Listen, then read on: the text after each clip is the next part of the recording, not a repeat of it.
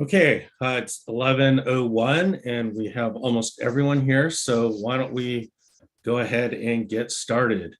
Good morning, I'm Aaron Yao. I'm the designated federal officer for the Clean Air Scientific Advisory Committee. In my role as DFO, I'd like to formally open this public meeting. The CASAC is an independent expert federal advisory committee chartered under the authority of the Federal Advisory Committee Act. The CASAC is empowered under the Clean Air Act to provide independent advice to the EPA administrator on the scientific and technical bases for EPA's national ambient air quality standards. FACA and EPA policy require that CASAC meetings be announced to the public in the Federal Register and that substantive deliberations and interactions with EPA and the public be conducted in open sessions where DFO is present to ensure that the requirements of FACA are met. FACA also requires that public meetings provide an opportunity for public comment. There is a public comment period noted on the agenda where members of the public have registered in advance with the SAB staff office to make oral comments. Written public comments have also been received and have been distributed to the CASAC panel and posted on the meeting webpage. Minutes will be prepared to summarize discussions and action items in accordance with the requirements of FACA. I will work with the chair to certify the minutes and have them posted on the CASAC website. The CASAC consists of special government employees appointed by EPA to their positions. As government employees, the members are subject to all applicable ethics laws and implementing regulations. The SAB staff office has determined that advisors participating in this meeting have no financial conflicts of interest or appearance of a loss of impartiality under federal ethics regulations relating to the topic of this meeting. For those on the phone, I would like to note that we have a live video webcast of this meeting. To access it, go to casac.epa.gov, then click on today's meeting, and you should see the link to the live video webcast. To those watching the live video webcast, please send me an email indicating your attendance. If you had previously requested a call-in number, you do not need to email me again. I would now like to turn the meeting over to Dr. Leanne Shepard, chair of the CASAC. Thank you, Aaron, and thank you, everyone. As chair of the Clean Air Scientific Advisory Committee, I'd like to welcome EPA staff, members of the public, and panel members to this public meeting. Before I review the agenda, I wish to discuss the purpose of today's meeting and my objectives for our deliberation. As you may recall from my memo of May 13th, 2022, I have decided to pause our review of the ozone policy assessment until we decide whether or not to have a fuller discussion of the science. I have two objectives for this week's meeting. First and foremost, I want us to determine whether the panel thinks we need to have a full discussion of the science at a future meeting. Second, I want us to brainstorm the topics we think are most important for this future deliberation, assuming it will occur. Our goal today is to focus on the necessity of conducting a scientific review and whether we believe it is necessary in advance of our review of an ozone policy assessment. A full scientific deliberation won't be possible this week as we are not adequately prepared, so that will occur in the future. Furthermore, we will rely on EPA to decide how to proceed once we provide our scientific advice. Thus, we do not need to address process questions. I'm asking you to help me navigate this ozone reconsideration so that we provide the best possible scientific advice to the agency. As an outcome of this meeting, I will write a letter to the administrator summarizing our advice about whether we need to start our deliberative process with a review of the science. So before I review the agenda, I think it will be most useful for all panels to reintroduce themselves so that all meeting participants have had a chance to meet each panel member. I will call on panel members in alphabetical order in the order your names appear on the roster posted on the public meeting site. Please share your affiliation and the expertise you bring to this review. I ask panel members to turn on your video when you're speaking. So I'll start with myself. As you know, I'm Leanne Shepard. I'm Roman Haas Professor in Public Health Sciences at the University of Washington with affiliations in both biostatistics and environmental occupational health sciences. I'm trained as a biostatistician and I've done quite a bit of work on epidemiology and exposure modeling for air pollution studies. And now I invite George Allen to introduce himself. Good morning, everyone. I'm George Allen. I'm the Chief Scientist at NESCOM, that's a nonprofit in Boston. I'm a former chartered CASAC member, including during the 2010 to 2014 Ozone Review and the 2011 Ozone Reconsideration, and a member of several CASAC panels since 2004. My expertise is primarily in measurement methods and exposure assessment. Thank you. Ed Abel. Good morning. My name is Ed Avon. I'm a professor and the division chief for the Environmental Health Division at the University of Southern California, Keck School of Medicine.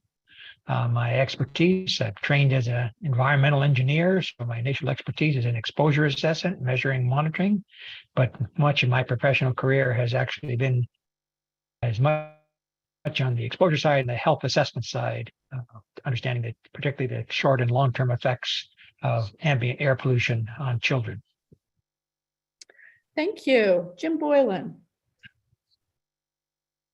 Hi, my name is Jim Boylan. I am with the Georgia Environmental Protection Division. I am the Assistant Branch Chief, and my background areas of expertise include emission inventory development, ambient monitoring, regulatory modeling, as well as state rulemaking. Thank you. Thank you. Judy Chow. Hi, my name is Judy Chow. I'm a research professor at Desert Research Institute. We're part of University of Nevada higher education system. My background has been, my research area has been focused on atmospheric sciences, focusing on the measurement method, data analysis, and source apportionment. Thank you. Mark Frampton. Hi, Mark Frampton. I'm Professor Emeritus at the University of Rochester in the Pulmonary and Critical Care Division. I'm a physician. My training is in pulmonary and critical care medicine, and my research has focused on health effects of air pollution using human exposure studies. Thank you. Christina Fuller.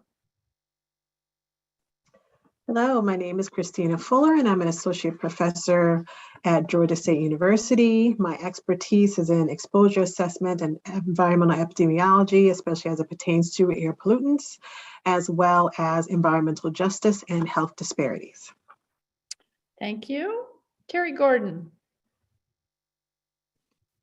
Hi, I'm from NYU, professor, and I have specialties in air pollution and toxicology studies in cells, rodents, and humans. Thank you. Catherine Carr. Hello, Catherine Carr. I'm a professor of pediatrics and environmental health and occupational health sciences at the University of Washington. I'm trained as an environmental epidemiologist and a pediatrician. Much of my research career has focused on exposure to air pollution in children's health effects. Thank you. Mike Kleinman.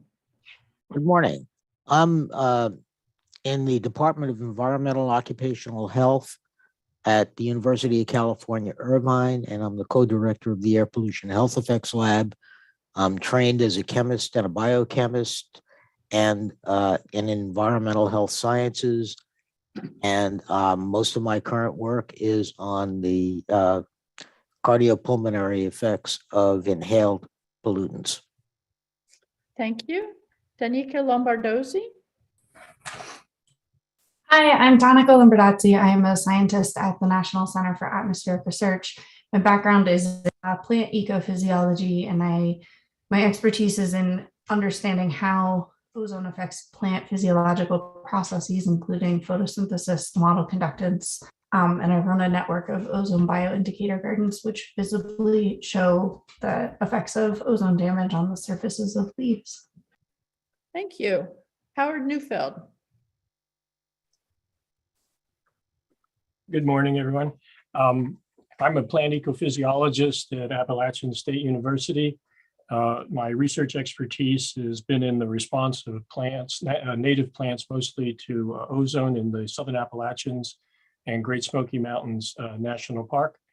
And I was also on the a consulting member of the CASAC back in 2010 to 2015. Thank you. Thank you. Jennifer Peel. Good morning. I'm an environmental epidemiologist and a professor in the Colorado School of Public Health in Colorado State University. I'm an environmental epidemiologist, mostly studying the health effects of air pollution, both in the US and in lower income countries. Thank you. Rick Peltier. My name is Rick Peltier. I'm an associate professor at the University of Massachusetts Amherst in the Department of Environmental Health Science. My expertise is in atmospheric chemistry, and my research focuses on exposure assessment and measurement methods. Thank you. Alexandra Panet-Gonzalez. Hi, everyone. Good morning. I'm a professor of geography at the University of North Texas, and my research focuses on the ecosystem effects of air pollution and atmospheric deposition. Thank you. Jeremy Sarnat. I am Jeremy Sarnat. I'm on faculty at Emory University in the Department of Environmental Health, and I study air pollution exposure and health. Thank you. Jason West. Hi, everyone. I'm at the University of North Carolina at Chapel Hill in environmental sciences and engineering. I'm an engineer and a computer modeler. I've worked with Ozone on local to global scales. I've worked with health risk assessments and have done work as well on ozone's effect globally, distribution of ozone and its effect on climate. Thanks. Thank you. All right, so now I'll move on to reviewing the agenda. We'll start with public comments. There are currently 25 registered speakers, and each speaker has 5 minutes to speak. After each speaker, panel members will have an opportunity to ask questions and comments. Please use the hand raise function so I know who to call on. Once the public comment period is over, we will begin deliberating, starting with addressing whether the panel thinks we need to have further discussion of the science at a future meeting. While I expect some of the matters we wish to consider in a future discussion will come up during the conversation, our second topic will be to brainstorm the list of matters we think are most important for a future deliberation. Before I turn the meeting over to Aaron Yao for the public comments, are there any questions or comments from panel members?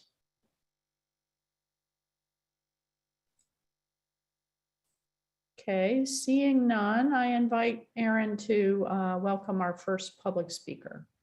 Okay, and let me just go over the ground rules again with the public speakers. You'll be limited to 5 minutes to make your oral statement. There will be a visible and audible 5-minute timer to help you keep the time. To make the best use of time, please focus your oral comments on the topic under review. Other comments can be included in the written comments and referenced to in the oral statement. Input from the public to the CASAC panel will have the most impact if it provides specific scientific or technical information or analysis for the CASAC panel to consider, or if it relates to the clarity or accuracy of the technical information. Please remain professional, civil, refraining from any personal attacks. Okay, so we will go ahead and get started. Our first speaker, hold on, give me a few seconds here. Our first speaker will be Chad Whiteman with the U.S. Chamber of Commerce. Great, thank you. Thank you, Aaron and CASAC committee. Thank you for the opportunity to speak today regarding the draft policy assessment. I'm Chad Whiteman. I'm speaking on behalf of the U.S. Chamber of Commerce. The Chamber supports air quality standards necessary to protect public health and public welfare, and our members take the steps required to attain and remain in attainment of those standards. We support the conclusion EPA reached in the draft policy assessment, notably from the second ozone NAAQS review in less than 2 years and under 2 different administrations, that is appropriate to consider retaining the current primary standard, and the current available evidence does not call into question the protection afforded by the current secondary standard. Since the initial issuance of the ozone NAAQS standards in the 1970s, businesses have invested and worked with EPA and their state partners to lower ambient concentrations of ozone and other criteria pollutants. These emission reductions have occurred while the US economy, population, and energy use has steadily grown. undoubtedly a testament to successful collaboration between EPA, states, and industry to adopt new emissions control technologies and practices in a sound and cost-effective manner. EPA's most recent 2022 Air Trends report released last week details this progress.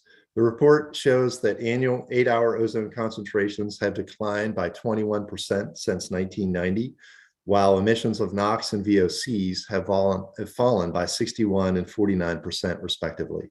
The total number of days on the air quality index that reached unhealthy for sensitive groups or above has declined from the peak of 2,155 days in 2001 to 666 days in 2021, a 69% decrease among 35 major US cities.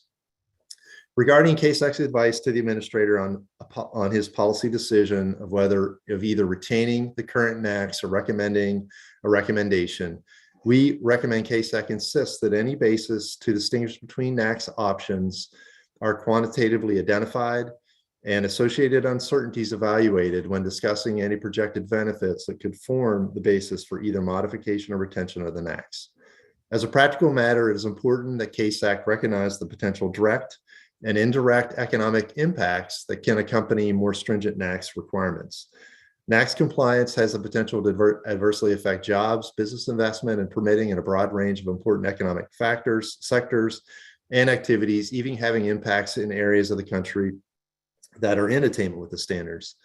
For the areas already classified as non-attainment under the ozone NACs, any lowering of the ozone NACs would layer on additional requirements on top of existing regulatory requirements, some of which have compliance dates stretching out to 2045. In Houston, for example, which is simultaneously in serious non-attainment for the 2008 standards and marginal non-attainment for the 2015 standards already, the cost of NOx credits has soared to an average of $125,000 per ton in 2019. These compliance costs are only expected to increase as the margin between background ozone concentrations and the NACs is shrinking. New standards added on top of existing state plans put in place to implement the 2008 and 2015 standards had the potential to add more duplicative and costly implementation requirements. This could leave affected areas without reasonable cost-effective control options and disproportionately increase compliance costs and discourage economic investment. Section 109D of the Clean Air Act requires CASAC to advise the administrator on any adverse public health, welfare, social, economic, or energy effects that may result from attainment and maintenance of such NACs. With America's economy already feeling the brunt of high inflation, supply chain disruptions, and a tight labor market, additional tightening of the standards would send signals to the marketplace that could dampen investment and their associated benefits. While the Supreme Court has ruled on the question of the consideration of economic costs when establishing new NACs, there's no contradiction between the prohibition on considering costs and setting standards and providing critical advice to the EPA administrator about negative economic or public welfare effects that may result from efforts to attain new standards. Accordingly, we suggest that as it develops its recommendations, CASAC consider the complete range of evidence and associated uncertainties related to any revision of the current standards. The potential for additional regulatory constraints on economic growth reaches across a broad swath of the economy. For these reasons and others stated previously, the Chamber recommends CASAC encourage the administrator to seriously consider retaining the current ozone NACs. Thank you for this opportunity to comment. Okay, do any of the panel members have any questions?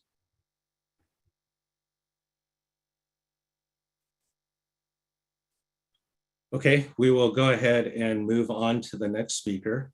API had indicated they will not be making comments at this time. So our next speaker will be James Anstrom with UCLA and Scientific Integrity Institute. Hello, I'm Dr. James Anstrom. I appreciate the opportunity to make this comment. I've had a long career as an epidemiologist at UCLA, and I've made significant contributions to air pollution epidemiology, particularly regarding the importance of transparency and reproducibility. The 2000 EPA CASAC, the 2000 EPA Administrator, and the 2022 Ozone Policy Assessment Reconsideration all recommended that the ozone NACs remain unchanged at 70 parts per billion. Thus, the ozone panel should not reconsider the ozone NACs at this time, but should reconsider it later during the regular 5-year review cycle. Instead, the ozone panel should assess 6 fundamental aspects of the science underlying the NACs. First, assess the extensive criticism of the linear no threshold LNT model and estimate the threshold below which ozone has no adverse human health effects. University of Massachusetts professor Edward Calabrese published a May 17th LNT gate critique of LNT. It illustrates how acceptance of the LNT dose response model was unethically advocated and advanced in the 1950s by key scientists and by Science, the leading American science journal. Unfortunately, Science will not acknowledge the errors in 4 historical articles that are cornerstones to acceptance of the LNT model. Second, assess the human health effects of ozone based on actual human exposure to ozone, not on readings of ambient air monitors.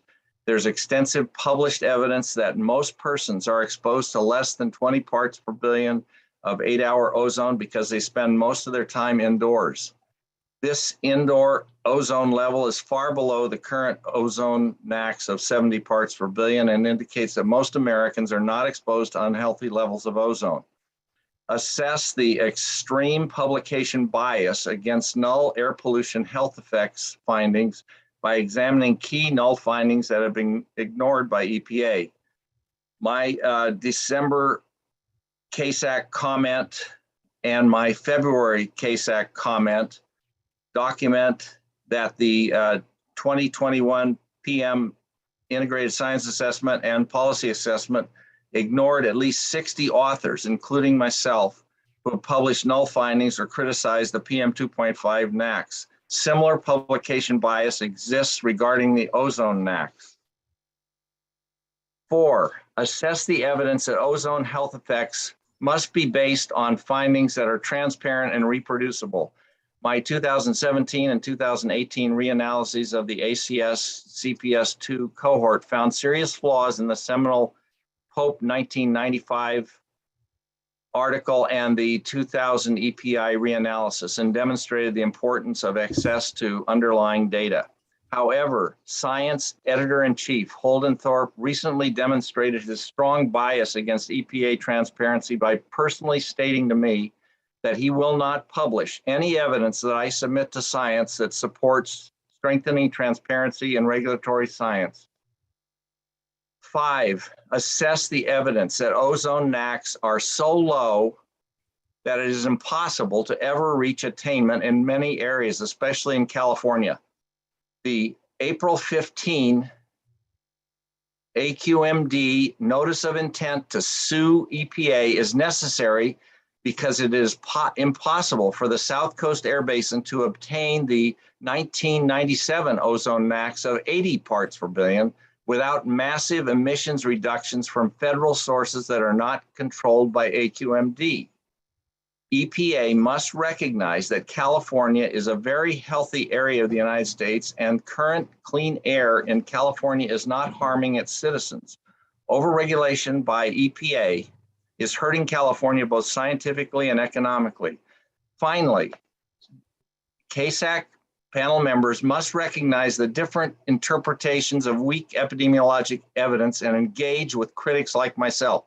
Simply note the difference between the 2020 CASAC and the 2022 CASAC regarding assessment of the same PM 2.5 evidence. It is important to assess evidence objectively, keeping in mind the above points. This request is particularly critical at a time when U.S. faces serious energy crisis that is made worse by unjustified EPA regulations on ozone and PM 2.5. Thank you very much. Okay, do we have any questions from panel members?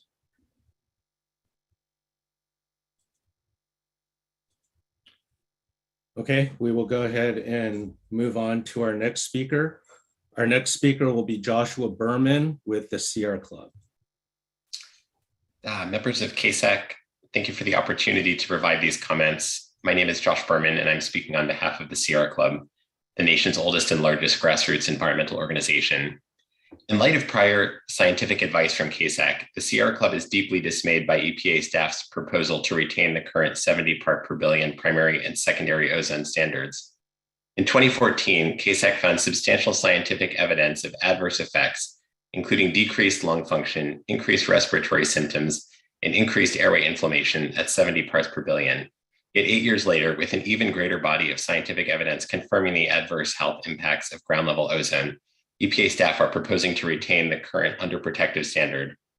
While I recognize that this initial meeting is focused on the adequacy of EPA's review of the science, I want to highlight two distinct issues with EPA's development of the ozone standard for the panel's consideration.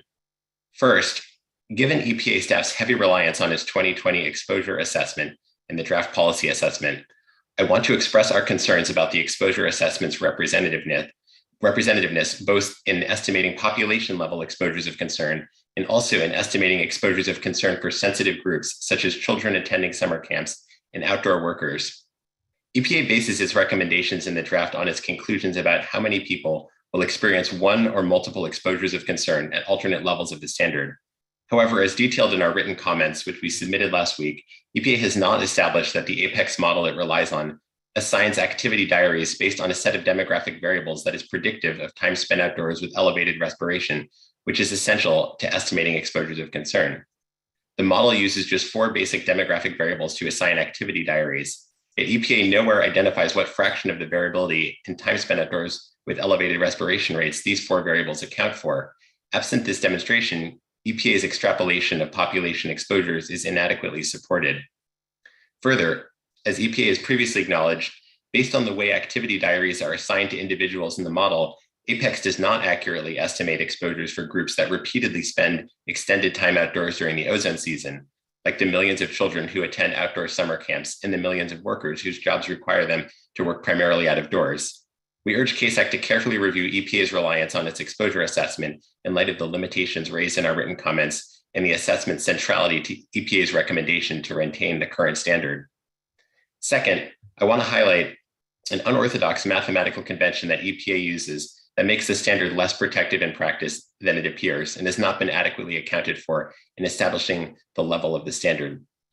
In calculating 3-year design values to determine whether areas are meeting or failing to meet the ozone standards, EPA engages in truncation rather than rounding or retaining significant figures at 2 points.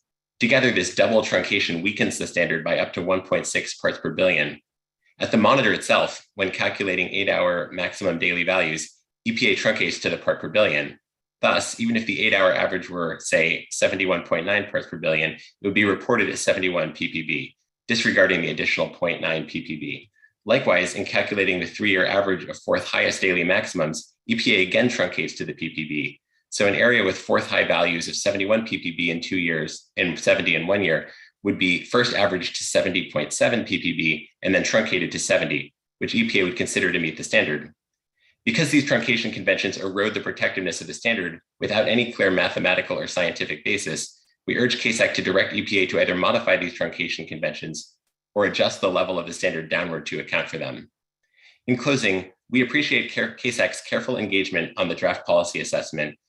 Establishing adequately protective primary and secondary standards is absolutely critical to protecting the environment and the millions of asthmatic children, outdoor workers, and other sensitive populations who are exposed to elevated air pollution levels. Thank you so much. Okay, thank you. Any questions from the panel members?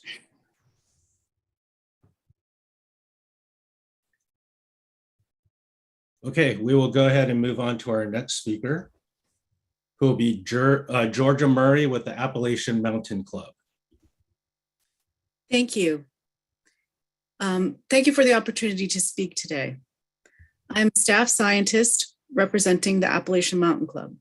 I have been conducting ambient monitoring of ozone in the mountains of New Hampshire for more than 20 years, including tracking W126 levels for the White Mountain National Forest, air quality related values reporting for Class 1 wilderness areas.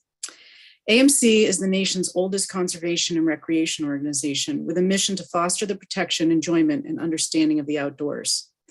AMC was part of a hiker health study in the early 90s with Harvard School of Public Health and Brigham and Women's Hospital that demonstrated healthy individuals hiking on Mount Washington in New Hampshire had lung function declines even at low levels of ozone. For those with respiratory disease, the impacts were even more severe.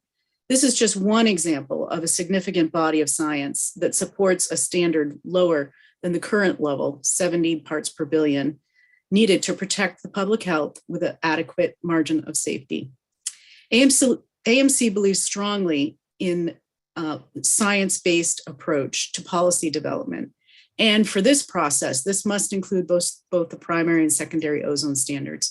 EPA's 2020 review process lacks sufficient consideration of climate, vegetation, and ecosystem impacts.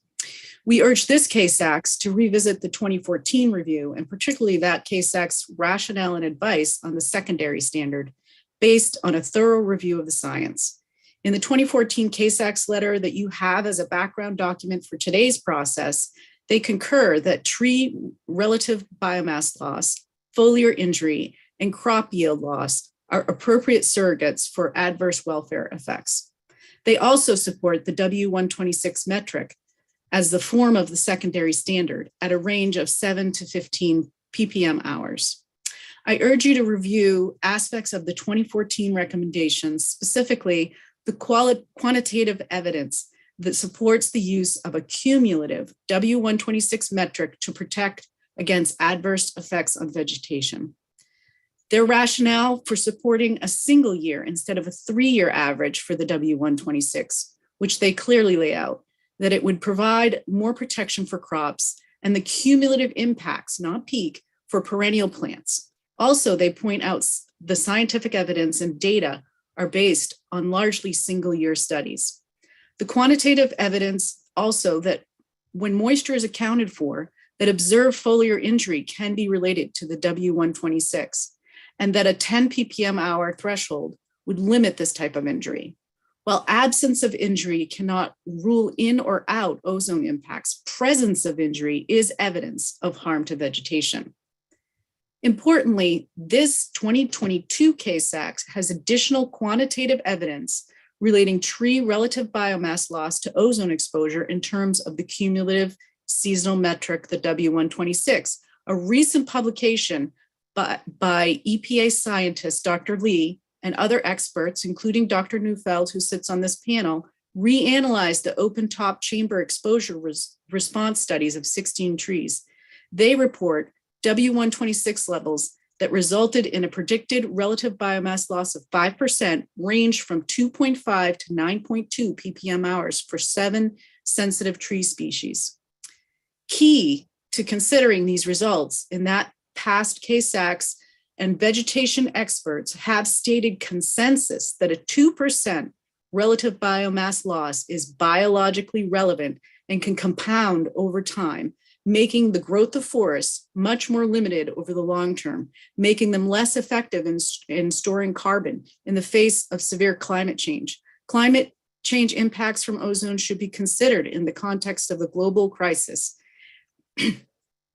Excuse me. Every year, the biomass loss and reduced productivity by trees is compounded and makes it harder to combat climate change moving forward. Hence, a W126 associated with a 5% loss should be considered on the high end of damaging conditions for ecologically important sensitive tree species, including ponderosa pine, red alder, tulip poplar, and sycamore, species found in habitats across the US. The other important finding of this study is that the whole plant biomass can be greater after 2 seasons of ozone exposure. Other evidence in the ISA and past reviews have shown this as well over multiple years. Finally, a paper by Seller et al. In 2019 found foliar injury on staghorn sumac in the field. I urge you to weigh this important new science as well as the extensive CASAC review in 2014 in your consideration of the next steps of the current secondary ozone standard. Thank you. Okay, thank you, Georgia. Any questions from the panel members?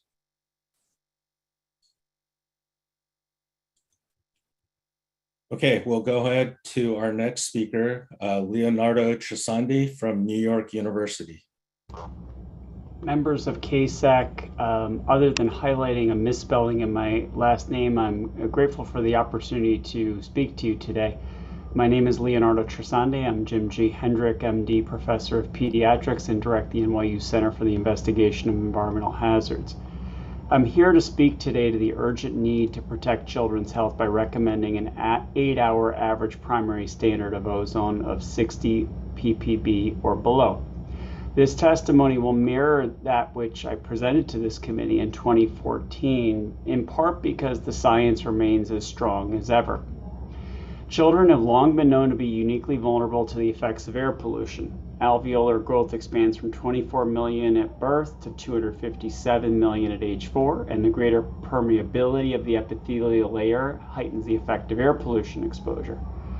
Their greater resting minute ventilation results in increased exposure compared with adults. In the lungs, phagocytosis of particulate matter can produce alveolar inflammation. Air pollutants are known immunotoxicants, reducing immune clearance of lower respiratory tract infections, and adverse effects have been described on early lung development. The evidence for ozone as a contributor to childhood respiratory disease is extremely strong. Ozone in particular has long been known to induce asthma exacerbations in children, and in one well-characterized population-based cohort study in California, exposure was associated with the development of asthma. During the 1996 Atlanta Olympics, restrictions of vehicular volume decreased peak morning traffic by 23%, ozone levels by 28%, and emergency room visits for asthma in children by 42%. Emergency room visits for other conditions didn't reduce, suggesting the effect was highly specific. Exposure at 60 ppb has been associated with pulmonary inflammation in healthy adults. Compared with a control group exposed to ozone-free air, reductions in the forced expiratory value within the first second were substantial and significant, and acute inflammation was noted in the airways by measuring white blood cells in the sputum. Such a study can't be readily conducted in children due to the fact that they cannot produce sputum, and given the findings in adults, repeating a study that might produce more than minimal risk would require stronger justification for repeating the study in a vulnerable population under the section of the Code for Federal Regulations, 45 CFR 46, that sets reviews for review of human subjects research. Given the findings of this carefully conducted study in young adults, a 60 ppb threshold is at minimum required to protect children from the health effects of air pollution. Given the known biological bases for children's vulnerability to air pollution, the effects of ozone on lung capacity and inflammation in the lungs is likely to be stronger at 60 ppb, and the effects are likely to occur at lower levels. Indeed, EPA's own integrated science assessment with respect to ozone concludes that chronic ozone exposure associated with childhood asthma hospital admissions in multiple studies with mean annual 8-hour maximum ozone concentrations below 41 ppb. The same report also notes that positive associations of acute ozone exposure with respiratory symptoms have generally been documented with mean 8-hour concentrations of less than 69 ppb. Much is made about the economic impact of lowering air pollution for industry, but little is mentioned about the substantial economic benefits of pollution prevention in children. So I'd like to focus the remainder of my testimony here. In 2011, we conducted an analysis of costs of pediatric disease due to environmental factors and found that air pollution contributed $2.2 billion in preventable costs. This is in 2008 dollars, related to asthma exacerbations. What is also striking was the comparison of these costs to those same costs in 1997. In 1997, the costs were $3 billion, suggesting a substantial 30% drop in asthma costs. While asthma management changed in the interceding period, the majority of this decrease can be attributed to more stringent NAAQS standards and the 1990 Clean Air Act amendments. The economic benefits of these interventions are likely to have continued for years since, as new cohorts of children are born and are exposed to less ozone. Ozone can also contribute to preventable healthcare utilization in the first days after birth. We've identified that in a large representative sample of U.S. births, with a $964 increase in cost per ppm estimate in ozone levels. So in summary, ozone contributes substantially to childhood disease and morbidity at current levels of exposure. Setting an NAAQS standard at or below 60 ppb would produce substantial health and economic benefits for generations of children to come. Thank you for the opportunity to speak to you today. Okay, thank you. My apologies for the misspelling. Any questions from the panel members?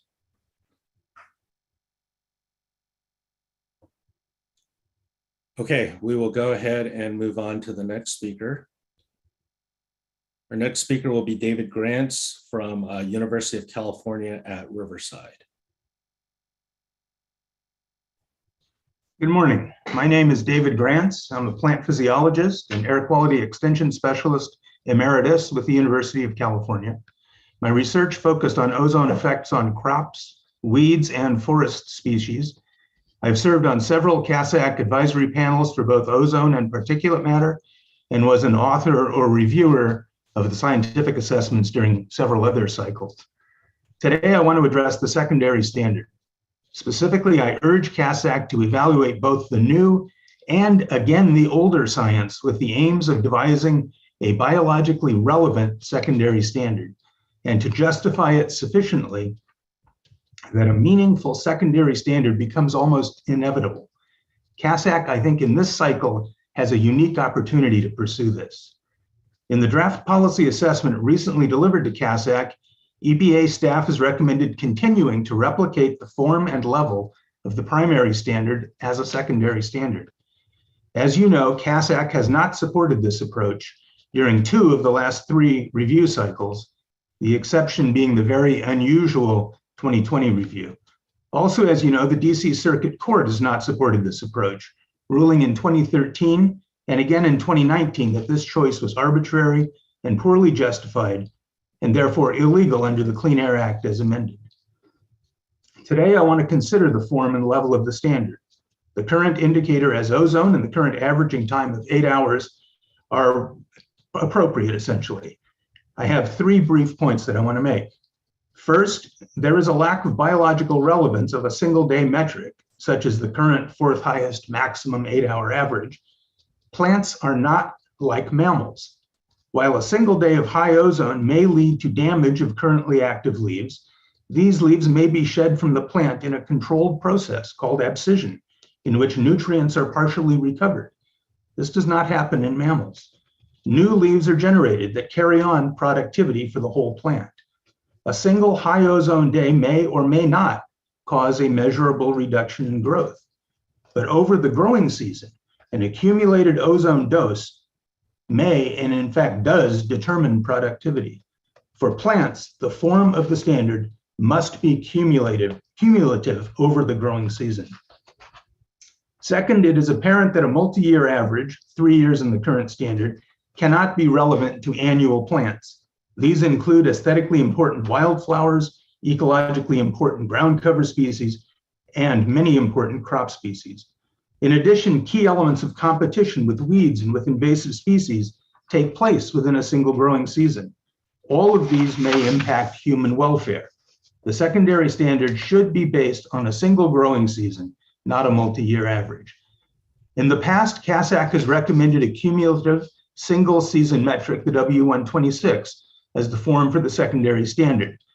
W126 does demonstrate biological relevance, but it is difficult to explain to the public, and not very many researchers have reported their ozone exposures using 126. Other cumulative single-year forms could be considered by CASAC. For example, of 2 recent retrospective studies on ozone impacts on plants, Lee et al. And Feng et al., both from the current year, 2022, the first used the W126, while the second used the alternative AOT40.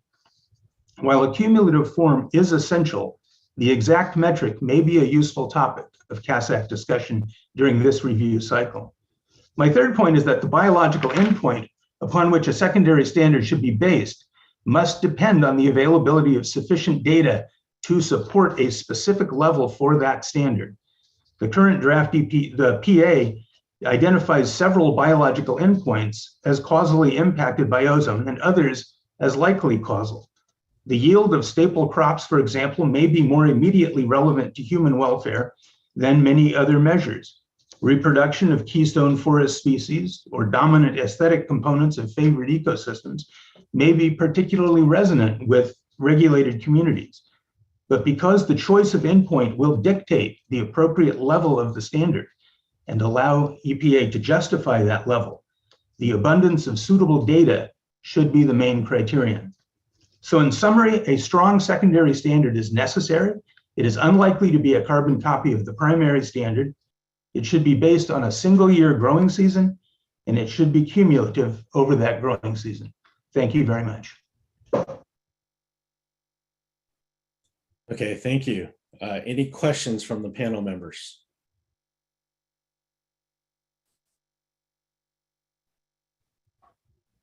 Okay, we'll go ahead and move on to our next speaker, Seth Johnson with Earthjustice.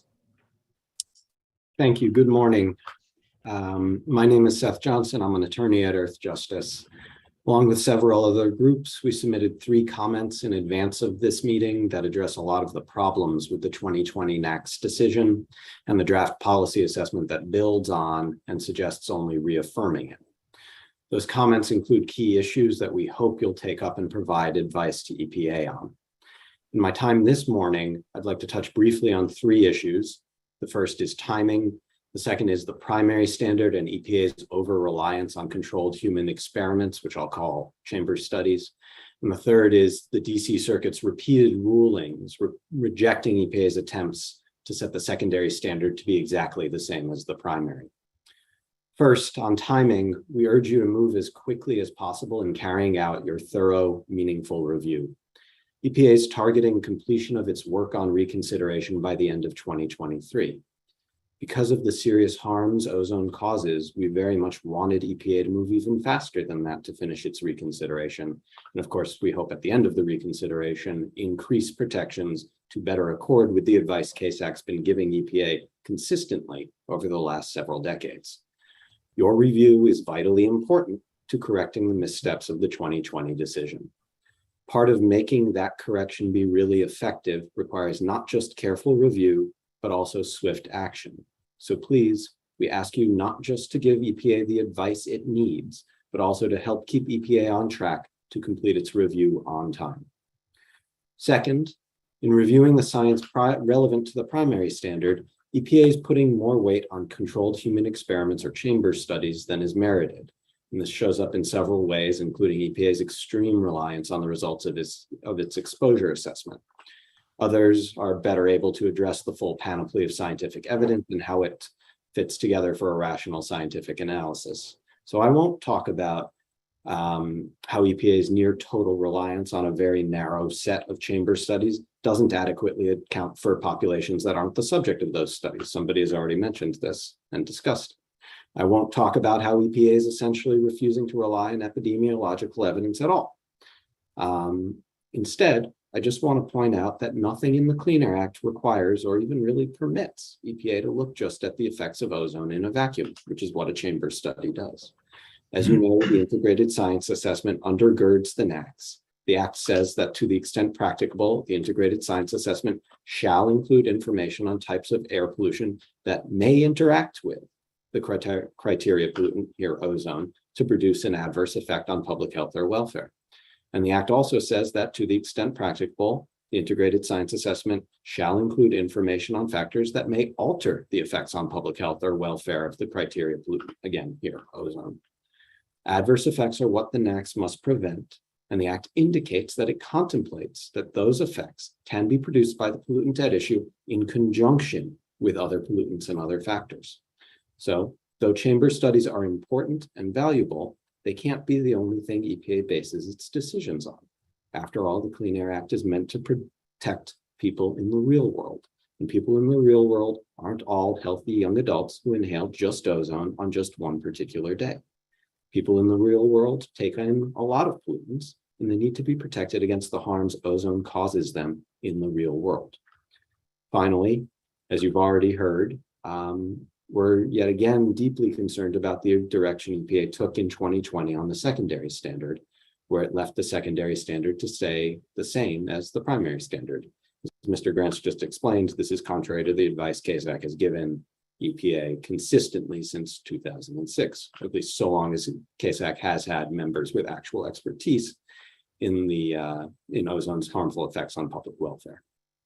But I say yet again, because as Mr. Grants mentioned, EPA's 2008 and 2015 decisions to set the secondary standard precisely identical to the primary standard failed in court. And there's no good reason to think that the third time is going to be the charm here. EPA's strong, clear, well-grounded advice has been very important for keeping EPA from straying from the science, especially in the court challenge to the 2015 NACs. And I know this very well because I argued that case in court. Others have already discussed the scientific evidence about the harms ozone causes to public welfare. We ask you to once again use your deep expertise to make clear for EPA that the evidence calls for a secondary standard to have a separate cumulative form and to protect public welfare against damaging exposures to ozone, even over a single year. Thanks very much.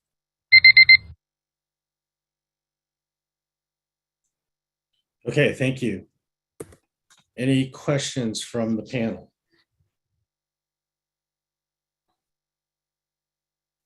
Okay, we will go ahead and move on to our next speaker.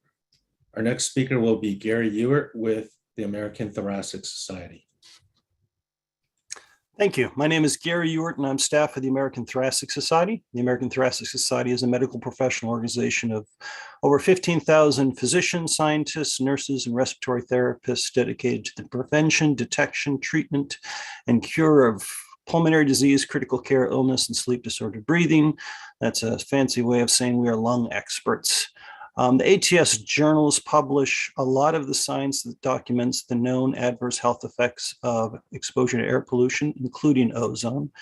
And further, the ATS has published what I believe is an influential guideline, what constitutes an adverse health effect of air pollution, an analytical framework. This guideline is relied upon by EPA and others to help provide a policy-relevant context to the available research documenting the adverse health effects of exposure to air pollution.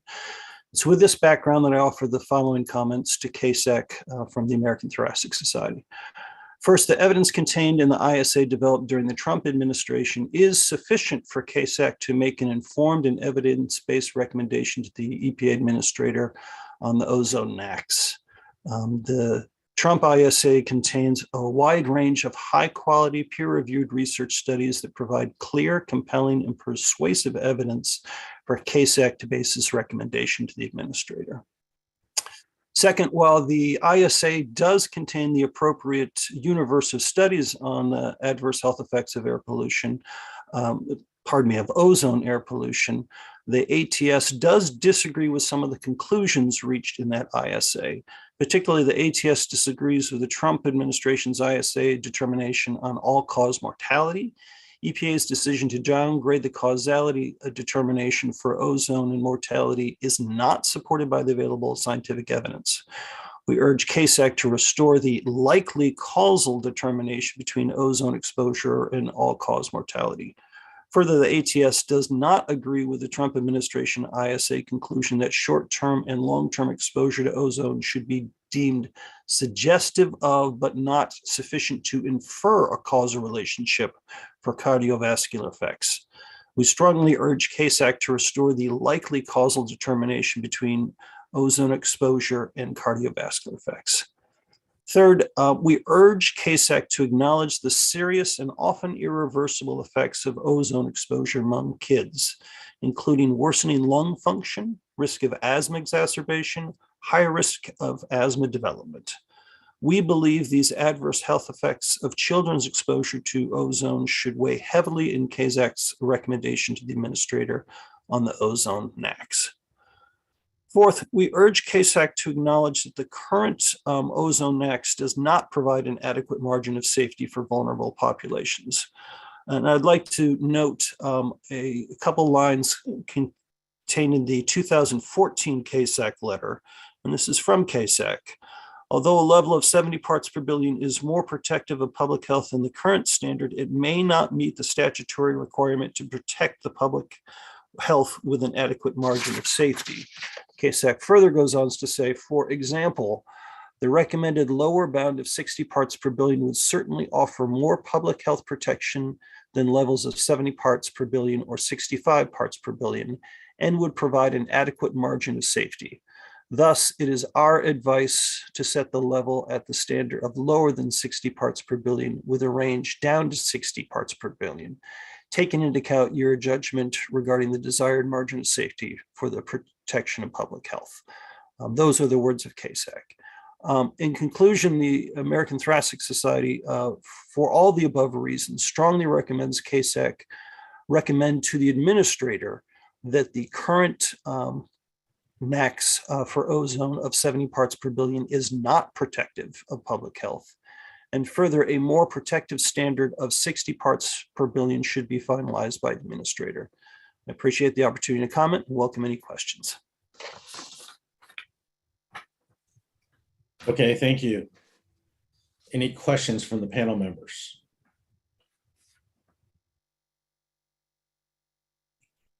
Okay, we will go on to our next speaker.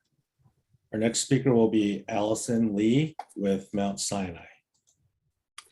Dear CASAC committee, thank you for the opportunity to speak today at your teleconference. I'm a pulmonary and critical care physician and associate professor of medicine at the Mount Sinai School of Medicine in the Division of Pulmonary, Critical Care, and Sleep Medicine in the Departments of Medicine and Pediatrics. I'm also vice chair of the Environmental Health Policy Committee of the American Thoracic Society. However, today I'm speaking as an independent citizen. I hope that my comments are useful for the experts as they reconsider the ozone NACs.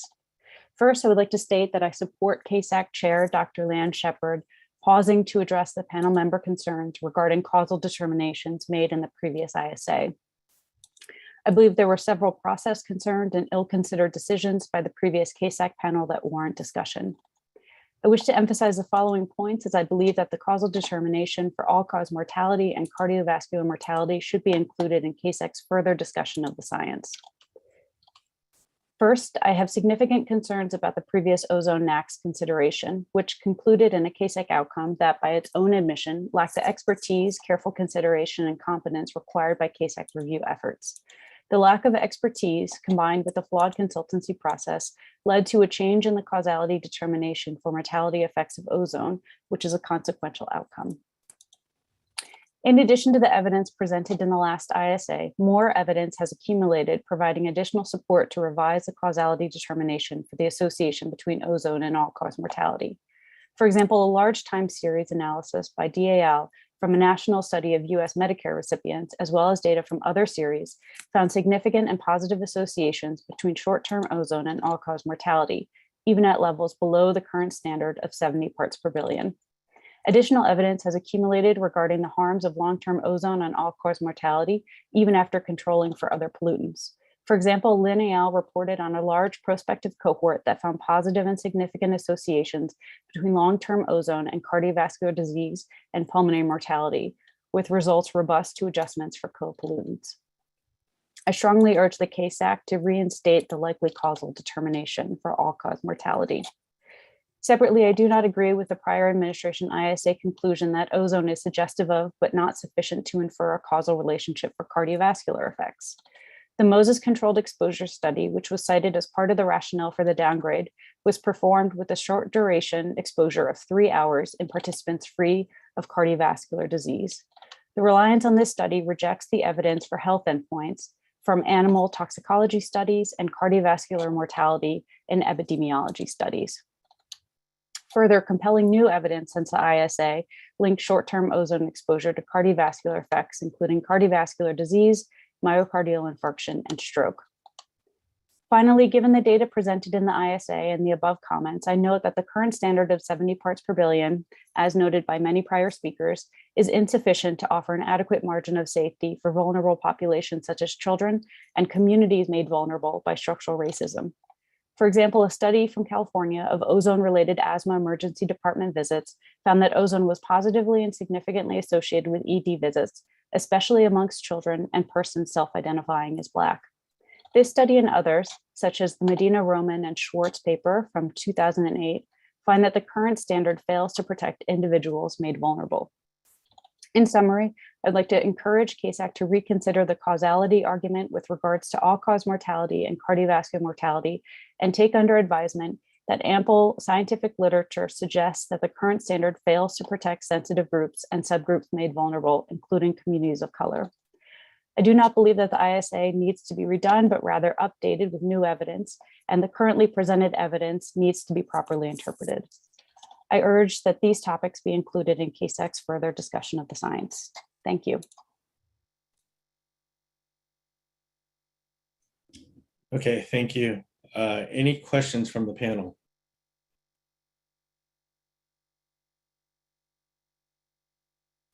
Okay, we'll go ahead and move on to our next speaker. Next speaker will be John Balmes with the University of California, San Francisco. Hi, I am John Balmes, a physician scientist and professor of medicine emeritus at the University of California, San Francisco, in the divisions of pulmonary and critical care medicine and occupational and environmental medicine. I'm also a professor of environmental health sciences emeritus at the University of California School of Public Health, University of California, Berkeley School of Public Health. In addition, I am a physician member of the California Air Resources Board. Today, I'm speaking on behalf of the American Thoracic Society, of which I've been a member for 42 years. The health effects of ozone have been well studied by multiple investigators for over 5 decades. And I personally have been studying ozone health effects for over 30 years. My research has involved both controlled human exposure studies and epidemiologic studies.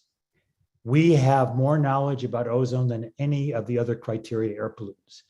In particular, we know which groups of people are most vulnerable to the short-term effects of ozone exposure. These groups include the very young and the very old, those with pre-existing disease, and those who spend a lot of time exercising or working outdoors on sunny days when ozone concentrations are high. Epidemiologic studies have clearly shown that people with asthma at all ages are at risk for exacerbation of their disease, including at concentrations below the current max of 70 parts per billion over 8 hours. There is coherence of the epidemiologic evidence with experimental evidence from controlled human exposure studies that show that asthmatic subjects have greater airway inflammation in response to ozone than non-asthmatic subjects. There is also coherence of the epidemiologic evidence with experimental evidence from controlled human exposure studies that exposure to ozone enhances allergic responses in specifically sensitized asthmatic subjects. I recently co-authored a systematic review of human studies of exposures to ozone below the current max of 70 parts per billion, published from 2013 through 2020. We reported that consistent evidence exists of small decreases in children's lung function associated with short-term exposures to very low concentrations of ozone, i.e. below the current max. We also found evidence that older individuals are also at risk for decreased lung function after short-term exposures to low concentrations of ozone. The evidence from epidemiologic studies on the effects of short-term exposure to ozone on all-cause mortality in adults is robust, as several systematic reviews and meta-analyses have reported. Most of the risk in these studies is for older adults with pre-existing cardiopulmonary disease.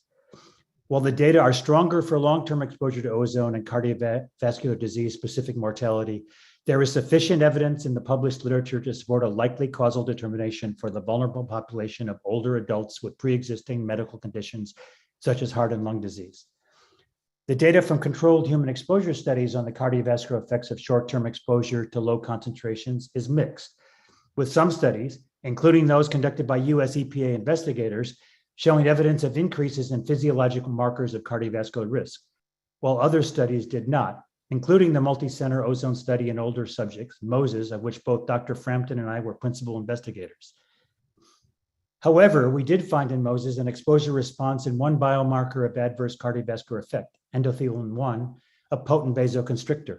Moreover, a later analysis of MOSES data showed that increased ambient ozone concentrations in the 96 hours prior to experimental exposure were significantly associated with reduced heart rate variability, a well-established risk factor for adverse cardiac outcomes. And as Dr. Lee just noted, it is important to consider that the MOSES participants were healthy older individuals without pre-existing cardiovascular disease. Individuals with heart disease were not studied. Another vulnerable group at risk for adverse effects of short-term exposure to ozone is people who spend a lot of time either exercising or working hard outdoors.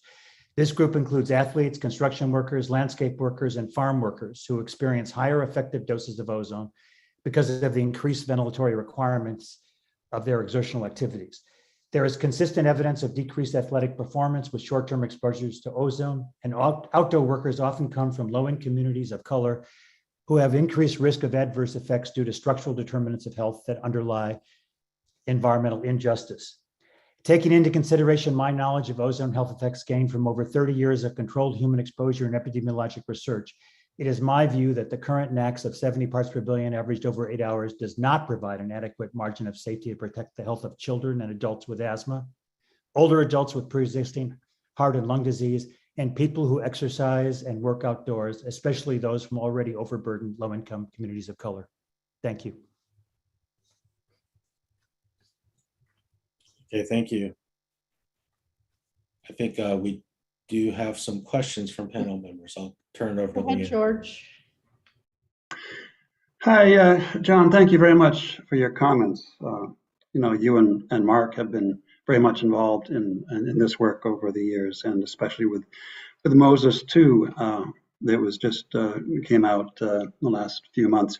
I'm interested in the surprising Moses 2 finding of the 4 days prior to the controlled human exposure studies exposures, where a reduction in HRV was observed, which has, is certainly an indicator of cardiovascular effects from the ambient exposures, not the chamber exposures. Have any other studies been done that look at HRV over successive days for ambient exposures that you're aware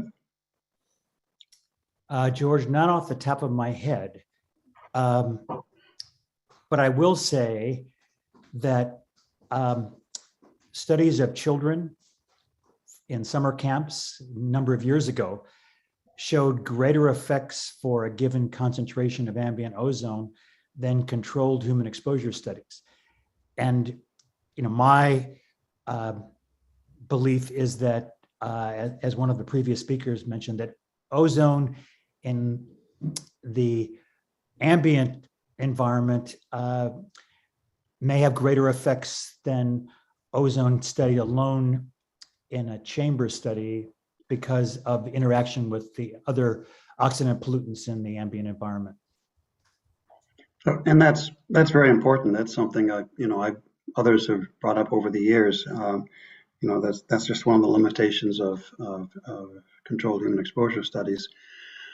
EPA appears to be relying pretty heavily on the CHE work to say that the mortality, cardiovascular / other non-respiratory mortality, is not likely causal, meaning suggestive, but ... In your opinion, given your experience with all the work you've done, are the chamber studies, in terms of those kinds of outcomes, useful to rely on downgrading cardiovascular effects, mortality, total mortality effects in ambient exposures, or do they essentially not answer that question? I guess let me try to reframe that. To what extent? I think I understand what you're saying. Okay, go ahead, please. So obviously, you cannot study mortality in a controlled human exposure study context. Controlled human exposure studies can only provide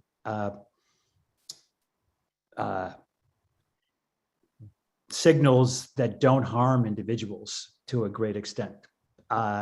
It's not ethical to harm individuals in a controlled human exposure study. So the best we can do in terms of cardiovascular toxicology of a pollutant is to study intermediate effects and biomarkers. Right. And as I said, I think the data are mixed with regard to ozone and those biomarkers and intermediate physiological effects of ozone on cardiovascular outcomes. But to me, that does not invalidate the epidemiology, some of which has been contributed to by CASAC panel members that there's a very strong, to me, and robust epidemiologic literature with regard to short-term exposure to ozone and all-cause mortality, and a pretty good literature with regard to cardiac disease-specific mortality. Yeah, thank you. That's the tension. I would remind the panel that with regard to PM 2.5, when the PM 2.5 standard was put in place in the late 90s, the toxicology was not there, but the epidemiology was strong. I would say that taking the precautionary principle in mind, we have good epidemiologic evidence. The toxicology is sort of mixed, but I think to protect the public health, that I would still stick with a likely causal determination. No, I agree. I mean, I don't think you can go to causal without some additional support from, modes of action, toxicology, et cetera, in the human population. But it's a good point that there is precedent for relying primarily on the epi to drive a standard, or in that case, a new NACS of PM 2.5. Thank you very much. Appreciate that. Thank you for the questions, George.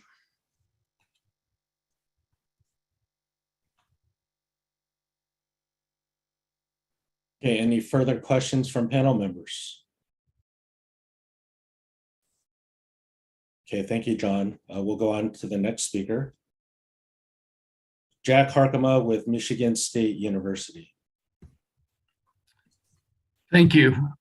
I am a professor of comparative pathology and toxicology at Michigan State University. I am currently the chair of the American Thoracic Society's Environmental Health Policy Committee. I will briefly comment on first EPA's framework for determining causality, as we've just been talking about, and 2 animal toxicology studies, and 3 health equity focused language in EPA documents. First, the framework for determining causality. CASAC's assessment of science-based causality determinations is extremely important for the EPA administrator as they consider national ambient air quality standards. Therefore, it is important to employ unbiased integrative evaluation of the scientific evidence for the health effects of ozone. By using the causality framework, EPA assesses the body of relevant literature, building upon evidence available from previous reviews to draw conclusions on the causal relationship between ozone exposures and human health. As my other ATS colleagues have already stated, lowering the causality determinations for mortality and cardiovascular effects of ozone, as was done in this ISA, is not an inconsequential matter. We urge the review panel to critically assess the EPA's rationale for their changes in causality from the previous ISA. The ATS strongly disagrees with the EPA's determination on all-cause mortality since the last ISA. Even more evidence has accumulated, as has been stated, that strengthens the causality determination in the previous ISA, even at exposure levels below the current standard of 70 parts per billion. Causality determinations need to be based on integrative science assessment using a whole body of research literature from recent and past studies. My second comment is on animal toxicology studies of ozone. Animal toxicology studies principally provide 1, biological plausibility for epidemiological associations, and 2, mechanisms or modes of action underlying ozone-related health effects. Numerous ozone inhalation toxicology studies using a wide range of animal species have documented pulmonary pathology with features that are similar to those in humans with asthma and chronic obstructive pulmonary disease. Results of animal studies have provided convincing biological plausibility and modes of action. We have known for a long time that the incidence and severity of ozone-induced pulmonary pathology depends on the host. For example, rodents are at least 1 magnitude less sensitive than non-human primates and humans to ozone exposures that cause airway injury. Yet even today, the false assumption that all species have the same susceptibility to injury from ozone is one of the primary difficulties complicating attempts to extrapolate ozone toxicology data to risk for human health. Rodent studies using airborne concentrations of one magnitude above ambient air concentrations can be important in determining the biologic plausibility and modes of action, and should not be dismissed solely for their use of high concentrations. My last comment is on health equity language. I humbly urge the EPA to critically examine the language used in the ISA in order to replace dominant narratives with equity-based, equity-explicit, and person-first alternatives. Recently, the American Medical Association and the American Association of Medical Colleges have provided a helpful guide that is intended to raise questions about language and commonly used phrases and terms, with the goal of cultivating awareness about dominant narratives and providing alternative equity-focused language for health professionals. As just one example for this guide, the author suggests that we avoid using adjectives such as vulnerable, marginalized, and high risk. These terms can be stigmatizing, vague, and imply that the condition is inherent to the group rather than the actual causal factor. Now, therefore, instead of using the term vulnerable groups, use an equity-focused alternative, such as groups that have been made vulnerable or groups placed at increased risk. Vulnerable is a term often used to describe groups and individuals that have increased susceptibility to adverse outcomes like those caused by air pollution. People are not vulnerable, they are made vulnerable. Language and narratives are important and do matter. Thank you. Okay, thank you, Jack. Any questions from panel members?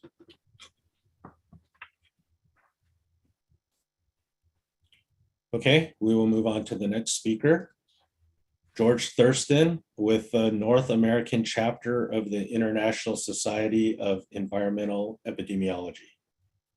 Good afternoon. Hi, George Thurston, professor of environmental medicine and population health at NYU School of Medicine.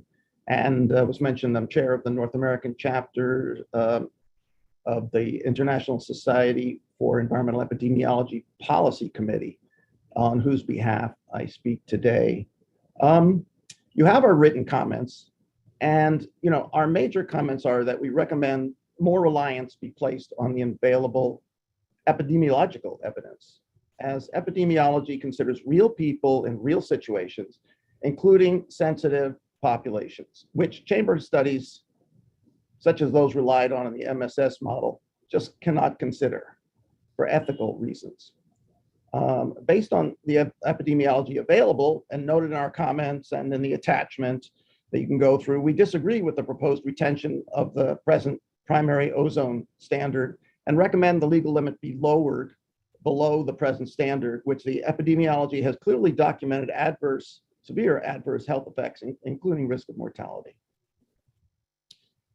Perhaps that case study here would be helpful, which is not in our comments, but in the 1980s, the prevailing ozone standard was 120 ppb over 1 hour. And we at NYU conducted the Fairview Lake Camp field panel study, sort of harkens back to the earlier discussions. And we found ozone-related lung function decrements in healthy children well below that standard. And but we were told that's not possible. Must be something wrong there, because the chamber studies, 1 hour exposure chamber studies, didn't find any effects below 120. But as things worked out in the years that followed, more studies, including epidemiological and chamber studies, confirmed our results. And the standard was then revised downward with a longer, more realistic 8-hour average exposure time.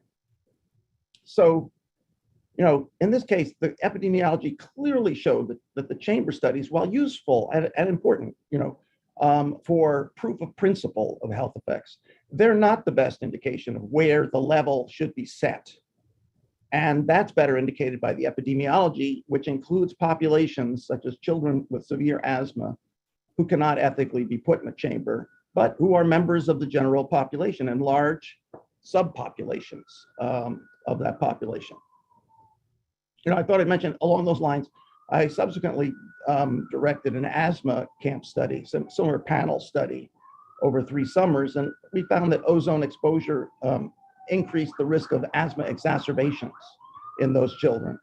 And, so as many people, point out that they claim, or in the document, it's sort of implied that the lung function in asthmatic kids with asthma is similar to those non-asthmatics. And that may be true when they're not having an asthma attack. However, I've never witnessed an asthma attack in a child. Their lung function is dramatically reduced when they have an asthma attack.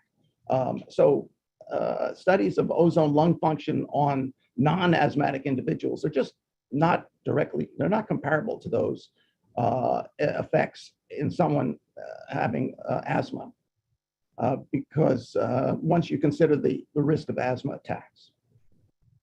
So in summary, we recommend CASAC reconsider the recommendation to retain the present standard, instead recommend a lower standard level more consistent with the available epidemiological evidence. Thank you. Okay, thank you. Any questions from panel members? George? Yes. Hi, George. Thank you. Appreciate your comments.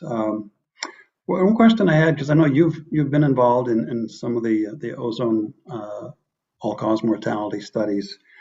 One of the criticisms of those that kind of work is temperature as a confounder. Obviously, temperature and mortality are tightly coupled, and that's probably more of an issue with the short-term acute studies, but may still be an issue with the longer-term studies.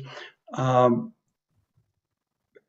assuming that can be controlled for. I mean, temperature data is easy to find.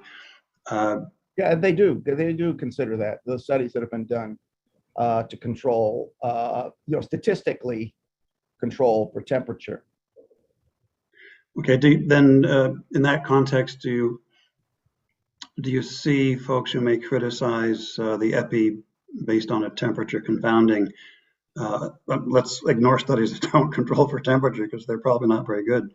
Do you see that as an issue or kind of a moot point? Well, I think it's a valid concern because they often are correlated, and and when you're doing a time series analysis that correlate, then it's hard to separate the two if they're highly correlated. So that's something that has to be addressed while avoiding confounding in the model. And so it's a balancing act. And the flip side of that is if someone looks for a temperature variable that's highly correlated with ozone, then they can try and kill off the ozone. So effect. So that's a knife that cuts both ways. And you really have to look carefully at that issue on the time series studies. I assume that means it's probably less of an issue for the chronic exposure of the long-term studies. Is that correct? Yeah. Yes. I would say it's a much, you still should control for temperature and other possibly confounding, but yeah, the confound, it comes down to how correlated are these variables. And so that it's a less of concern with the chronic long-term studies. Okay, thank you very much. Sure.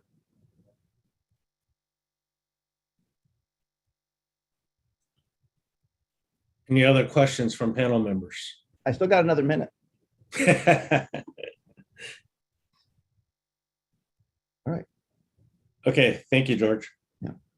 We'll move on to our next speaker, Jay Lair with the International Climate Science Coalition. Jay. You're muted, Jay.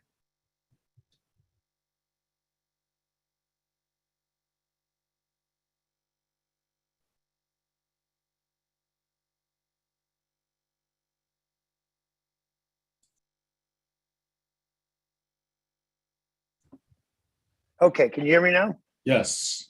Okay, Okay, go ahead. thank you. I'm sorry. Thank you for the opportunity to give my judgment on the reconsideration of the ozone standard under review by the EPA CASAC. This reconsideration is surprising to me, as my understanding is that in December of 2020, EPA decided to retain the standards set previously at 70 parts per billion.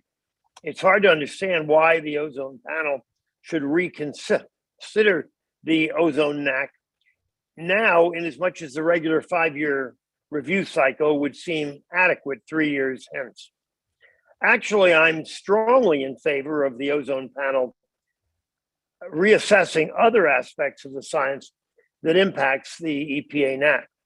I have been intimately involved with Dr. Ed Calabrese's study of the validity of the linear no threshold model, which helps establish the level below which ozone has no adverse effects on human health. Calabrese published evidence of his analysis on many occasions over the last decade, most recently on May 17th, 2022, in an article titled LNT Gate Critique of the LNT. I have personally followed every bit of the evidence that shows the LNT dose response model to have been based on false evidence, which convinced the scientific community to accept this fallacious model. I myself has published a number of brief articles supporting Calabrese's work. I and hundreds of scientists like me are convinced the LNT model is incorrect and terribly damaging to nuclear medicine that has saved lives stricken with cancer all across the world. It is time to weigh the new evidence and reject the model, which will change the committee's view of how ozone should be managed. The human health effects of ozone based on actual human exposure to ozone simply do not warrant reducing the limits.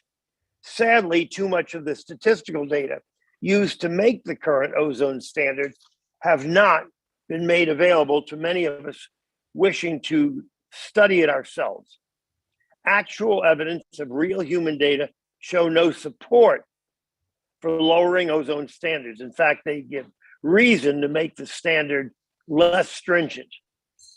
I have another important concern as to how the public could view a change in the standard, as it follows so quickly on the dismissal of the previous Science Advisory Board and the seating of a new board by the EPA administrator.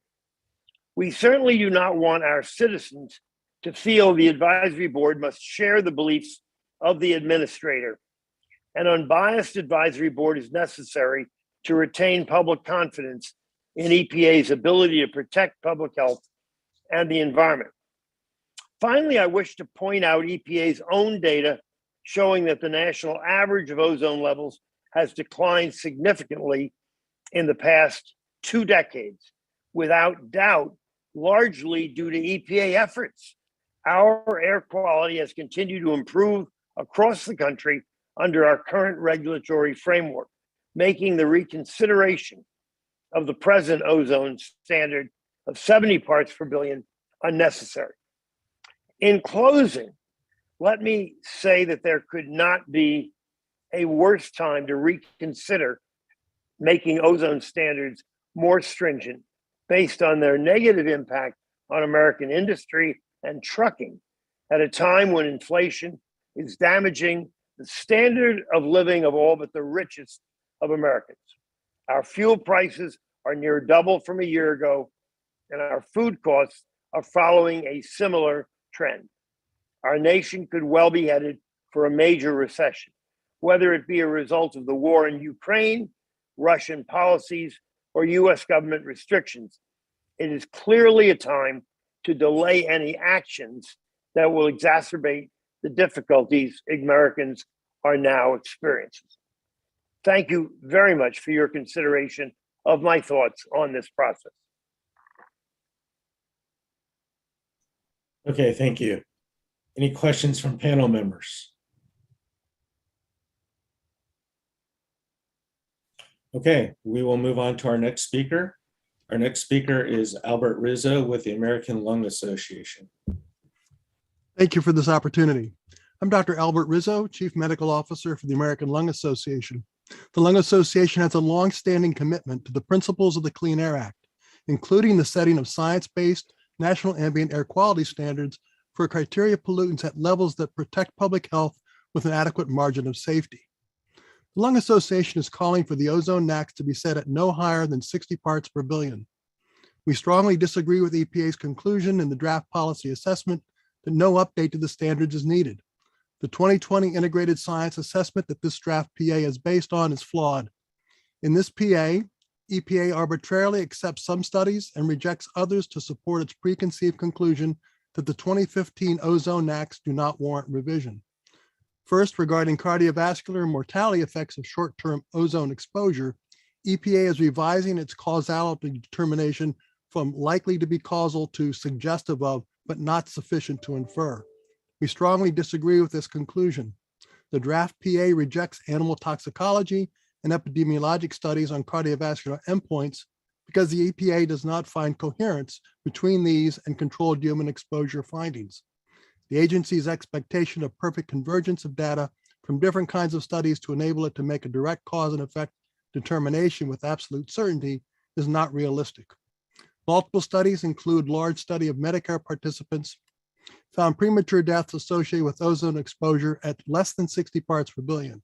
They provide evidence that ozone increases the risk of premature death from respiratory harm with no evidence of a threshold which justifies a likely causal determination for total mortality. Regarding respiratory effects of short-term ozone exposure, several controlled human exposure studies clearly show impaired lung function at 60 parts per billion in healthy young subjects. EPA discounts these studies because these subjects did not show symptoms of respiratory illness. However, in at-risk populations such as children, the elderly, and people with existing pulmonary issues like asthma, such exposures could lead to more severe respiratory illness with symptoms. Therefore, EPA must consider the above results as biologically plausible in inferring causality of significant respiratory illness at 60 parts per billion exposure.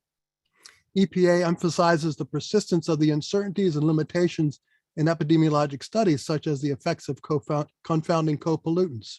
The Clean Air Act requires EPA to include an adequate margin of safety in setting the NAAQS primary standards to address precisely such uncertainties associated with inconclusive scientific and technical information. We inhale ozone not in isolation, but in a mixture with other harmful pollutants in ambient air, some of which are highly associated with each other. Quantitative analyses of the morbidity and mortality burden attributable to specific pollutants in such a mixture is subject to uncertainties. EPA should therefore consider and evaluate cumulative health impacts of the entire pollutant mixture in reviewing and revising the ozone NAAQS. The Lung Association appreciates this panel's review of not only this draft PA, but also of the 2020 CASAC review. We also urge you take note of the 2015 CASAC panel letter to EPA on the 2014 policy assessment, which that said, although a level of 70 parts per billion is more protective of public health than the current standard, it may not meet the statutory requirement to protect public health with an adequate margin of safety. That CASAC deliberated at length regarding advice on other levels it could do and said the recommended lower bound of 60 parts per billion would certainly offer more public health protection than levels of 70 parts per billion or 65 parts per billion, and would provide an adequate margin of safety. Thus, our policy advice is to set the level of the standard lower than 70 parts per billion within a range down to 60 parts per billion. The scientific evidence since has only strengthened this 2015 CASAC recommendation. We note that multiple international entities which have reviewed the same body of scientific data on ozone health impacts evidently agree with this recommendation and have adopted standards closer to 60 parts per billion. In summary, new evidence and reevaluation of existing evidence since 2015 implicate ozone as a causal agent in metabolic, cardiovascular, and respiratory morbidities and related mortality. These data strongly support revising the current NAAQS to no higher than 60 parts per billion to protect public health with an adequate margin of safety. Thank you. Thank you. Any questions from panel members? Okay, we will move on to our next speaker. Our next speaker is Brian Minch with the Utah Physicians for a Healthy Environment. Thank you. Thank you. I'm Dr. Brian Minch, president of Utah Physicians for a Healthy Environment, one of the largest physician civic organizations in the Western United States. My comments stem from studies I'm sure all of you are familiar with, so what I hope to convey is not more quantity or quality of research, but a shift in the attitude towards that research, hopefully to increase the urgency of making the leap from that research to regulatory action. We have all heard these standard phrases in medical research. Correlation is not causation. Such and such may cause, is suggestive of, or may contribute to a certain outcome. And of the hundreds, if not thousands of studies I assume we've all read on just about any pollution-related issue, virtually all of them include a phrase, quote, more research is needed. Researchers' greatest fear seems to be the possibility of overstating the evidence or jumping to premature conclusions or being labeled an alarmist. But the end result of that default caution is that public health protection is all too often, if not routinely, delayed. The default preoccupation seems to be better to make the mistake of allowing continued exposure to hazards rather than be proven later that we protected the health of the public too much. Has that in fact ever happened? Inherent in this overly cautious approach is a prioritizing of economic harm, usually to industry, over public health harm, and we've done far too much of that. I can't think of a single case where the federal government declared something a hazard that more research proved later it was not. I can think of a long list of exactly the opposite. America delayed protection from lead for well over 60 years after the evidence unequivocally revealed its neurotoxicity. Similar delays accrued before establishing protection from asbestos, cigarettes, radiation, PCBs, DDT, dioxins, flame retardants, and Agent Orange. Delays are the name of the game even now with endocrine disrupting chemicals, pesticides, BPA, phthalates, C8 forever chemicals, and military burn pits. The granddaddy of unnecessary and unwarranted regulatory delays is, of course, the climate crisis. We always need more climate research, but continued regulatory inaction is nearly suicidal. To only a slightly lesser extent, we can say the same thing about research on air pollution, including ozone.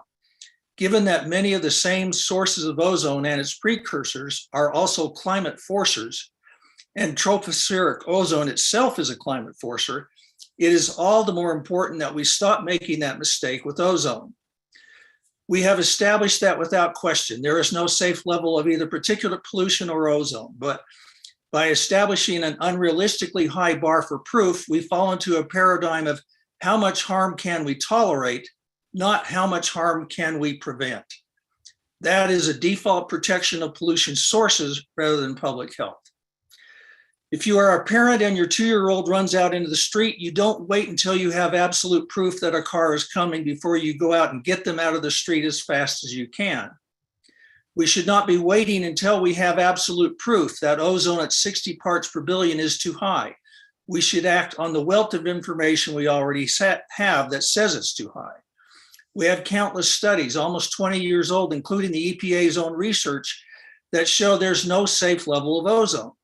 Research that shows a 10 part per billion increase in 2 previous days of ozone increases community mortality rate 0.3%. Ozone levels as low as 30 parts per billion increase the risk of premature death. The research also shows that the relationship between ozone and poor health outcome is not linear. It is hyperbolic at low doses, i.e. more damage done per unit of exposure at low doses than at high doses. Just 5 parts per billion ozone increases the risk of hospitalization from COVID by 15%. We have solid research that says just 3 parts per billion ozone exposure for 10 years causes as much loss of lung function and lung tissue as smoking a pack a day for 29 years. Research that found 8,000 stillbirths a year are caused by ozone. In terms of public health protection, we have more than enough research to make scientifically based, much stronger regulatory standards. Just as the common phrase, justice delayed is justice denied, public health protection delayed is public health protection denied, and I urge the panel not to wait any longer to make further recommendations for a stricter ozone standards. Thank you. Okay, thank you. Any questions from panel members?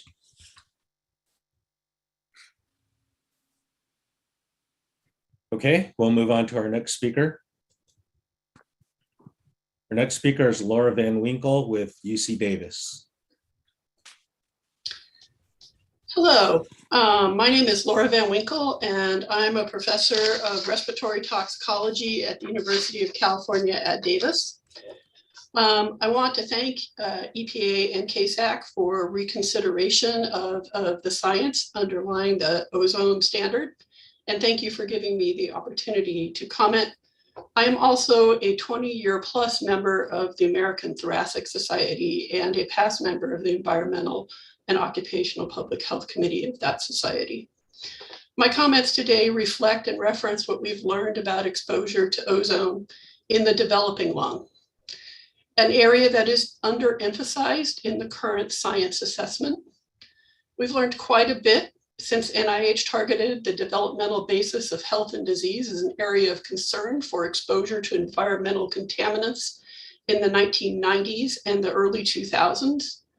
It's widely accepted now that early life exposure to chemicals of all types, including air pollution such as ozone, changes the trajectory of lung development and alters lung function, contributing to pathology and disease. Ozone exposure changes how the lung grows, and we know this from mechanistic studies in rats and rhesus monkeys. It changes how the immune system grows and interacts with the lung.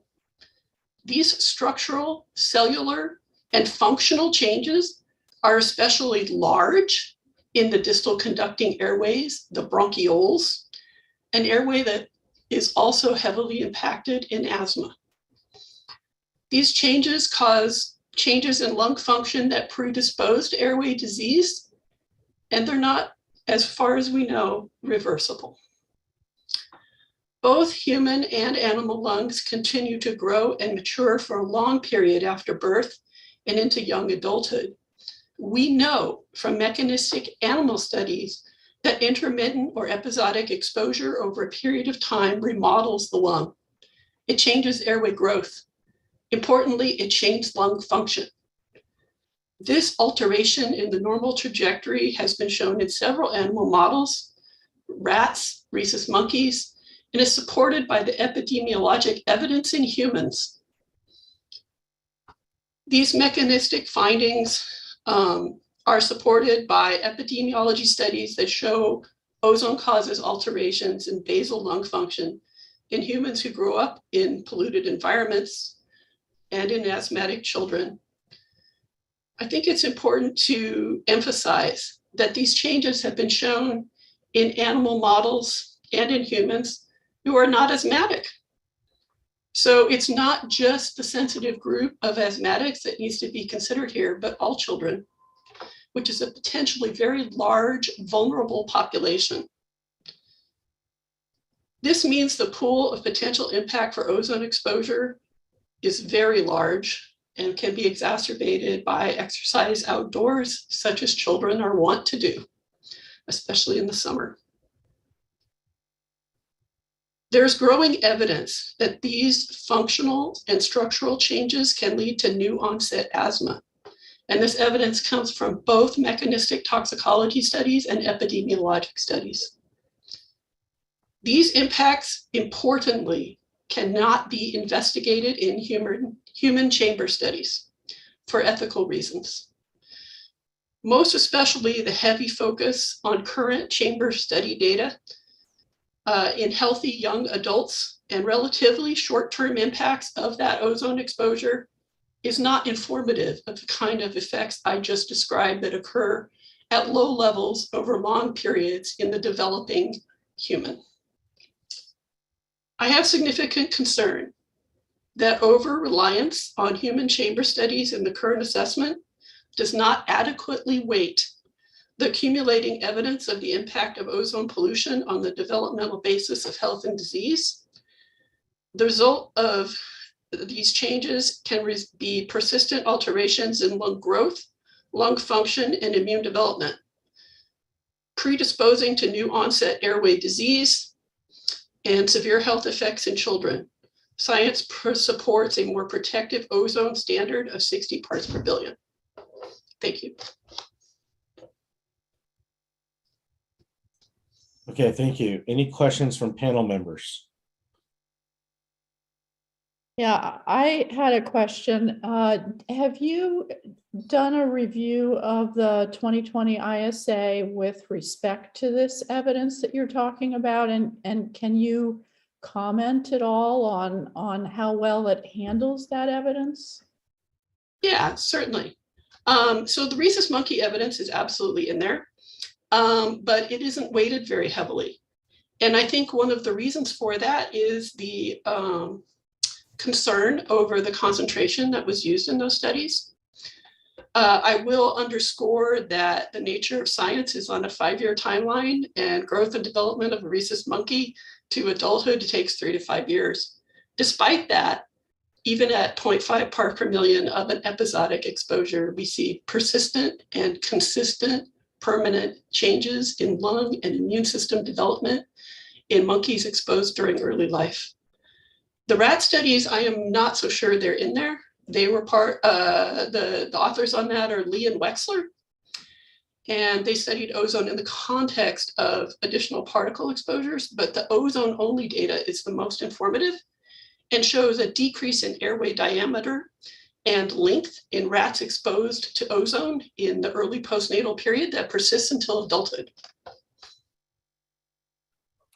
Thank you. That's really helpful. And I think that, brings a comment to me in general that one of the things that we're going to be talking about is what evidence we should be considering more seriously. And also, we don't know how EPA is going to proceed, but presumably there will be some that will to some degree be in the context of the 2020 ISA. So you, and actually I invite any of the other public speakers that think that, you can address aspects of the evidence that are, should be better covered than they are. I think that would be really, really helpful to us as we try to move forward, assuming that we revisit the science. So thank you. Thank you. Okay, any other questions? Okay, we'll go ahead and move on to our next speaker, who will be Bill Lamarr with the California Alliance of Small Business Associations.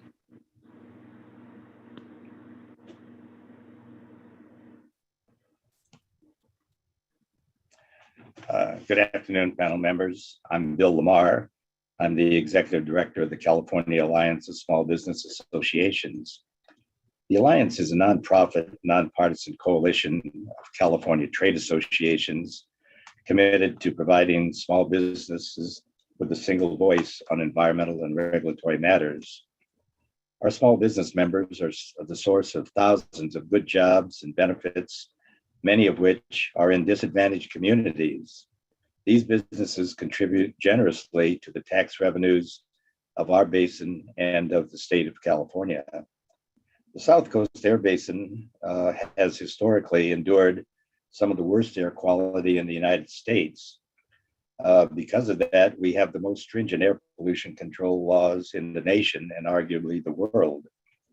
These regulations, covered with widespread cooperation by the business community and billions of dollars of investment in emission control technologies, have made it possible for us to make incredible progress in reducing NOx, VOC, and ozone levels in the basin.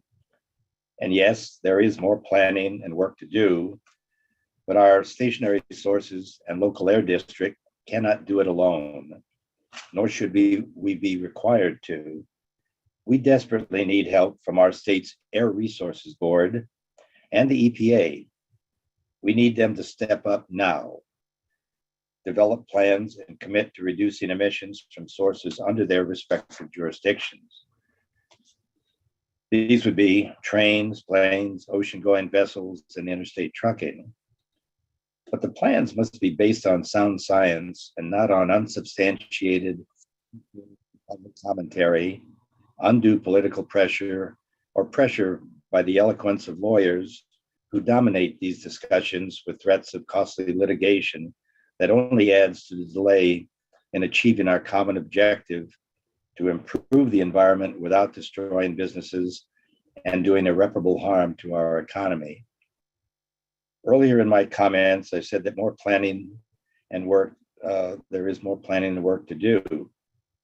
Our South Coast Air Quality Management District has been developing an air quality management plan for the past few years to meet the 2015 8-hour ozone standard of 70 parts per billion.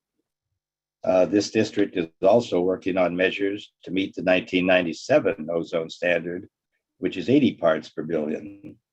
Neither of these standards can be met by imposing even more stringent regulations and penalties solely on stationary sources.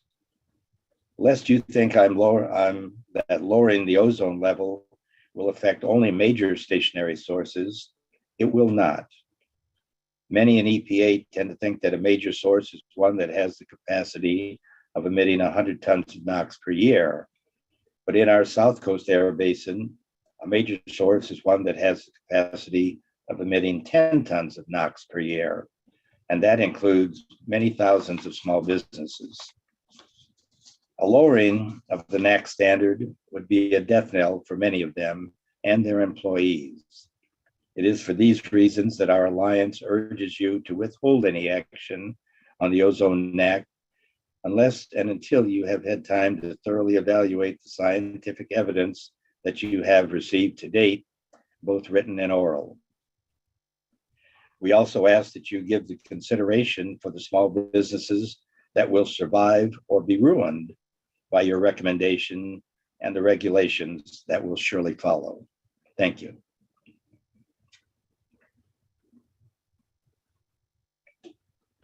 Okay, thank you. Any questions from panel members? Okay, we'll go ahead and move on to our next speaker. Next speaker will be Kathleen Wells with the Naked Truth Report. Hello. Can you hear me? We can hear you. Okay, my name is Kathleen Wells, and I host the Naked Truth Report, which is a radio show, a political radio show on AM 870 The Answer in Los Angeles. I've had this show for, I'm going into my 5th year. I used to have the Kathleen Wells Show, which was a progressive radio show, but after looking at the data and doing deeper research, I realized as a Black American, I could no longer support liberal ideology because it has destroyed Black Americans. I'm a native, did I mention I'm a native Los Angelino? I graduated from UCLA and UC Berkeley Law School. And so data, I'm a data girl. I'm driven by the data. And academicians and intellectuals, they have their place, yes. And what I've learned is that, or what many Americans have learned recently, is that, let's see, if you do your research, you realize that the science can be actually weaponized and politicized. So Black Americans have suffered by liberal ideology for the last 7 decades. And on my radio show, I had an independent contractor, a Black American, Randy Thomas. He was an independent trucker. And in fact, that show, all my shows were downloaded to my YouTube channel, which was actually deactivated last Friday. My YouTube channel, because I would love to show that interview with independent trucker Randy Thomas, but I can't share it now because my YouTube channel was deactivated last Friday. So the truth matters, transparency matters, integrity matters. It's important to have both points of view on any issue. I watch Washington Journal every morning to get information for my radio show, and I feel that only one point of view, the establishment narrative, is always presented. We never get the other point of view on climate change, on any issue. It's always the establishment narrative. The issue is, why is the agency reviewing the Clean Air Act before the prematurely? The 5 years has not elapsed yet.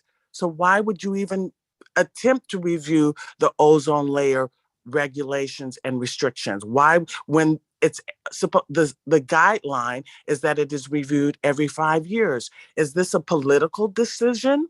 Is this decision backed up by the science? So I want to talk a little bit about what is happening to Black Americans in Los Angeles. We were initially, and we don't self-identify, we are Black Americans, and we don't, political correctness has destroyed Black America. That's evident because when we had, during Jim Crow, we had 40% of our businesses. Today, we're down to 7% of our businesses. Also, and so someone like stricter guidelines have put Randy Thomas out of business. There are barely any Black American businesses in Los Angeles.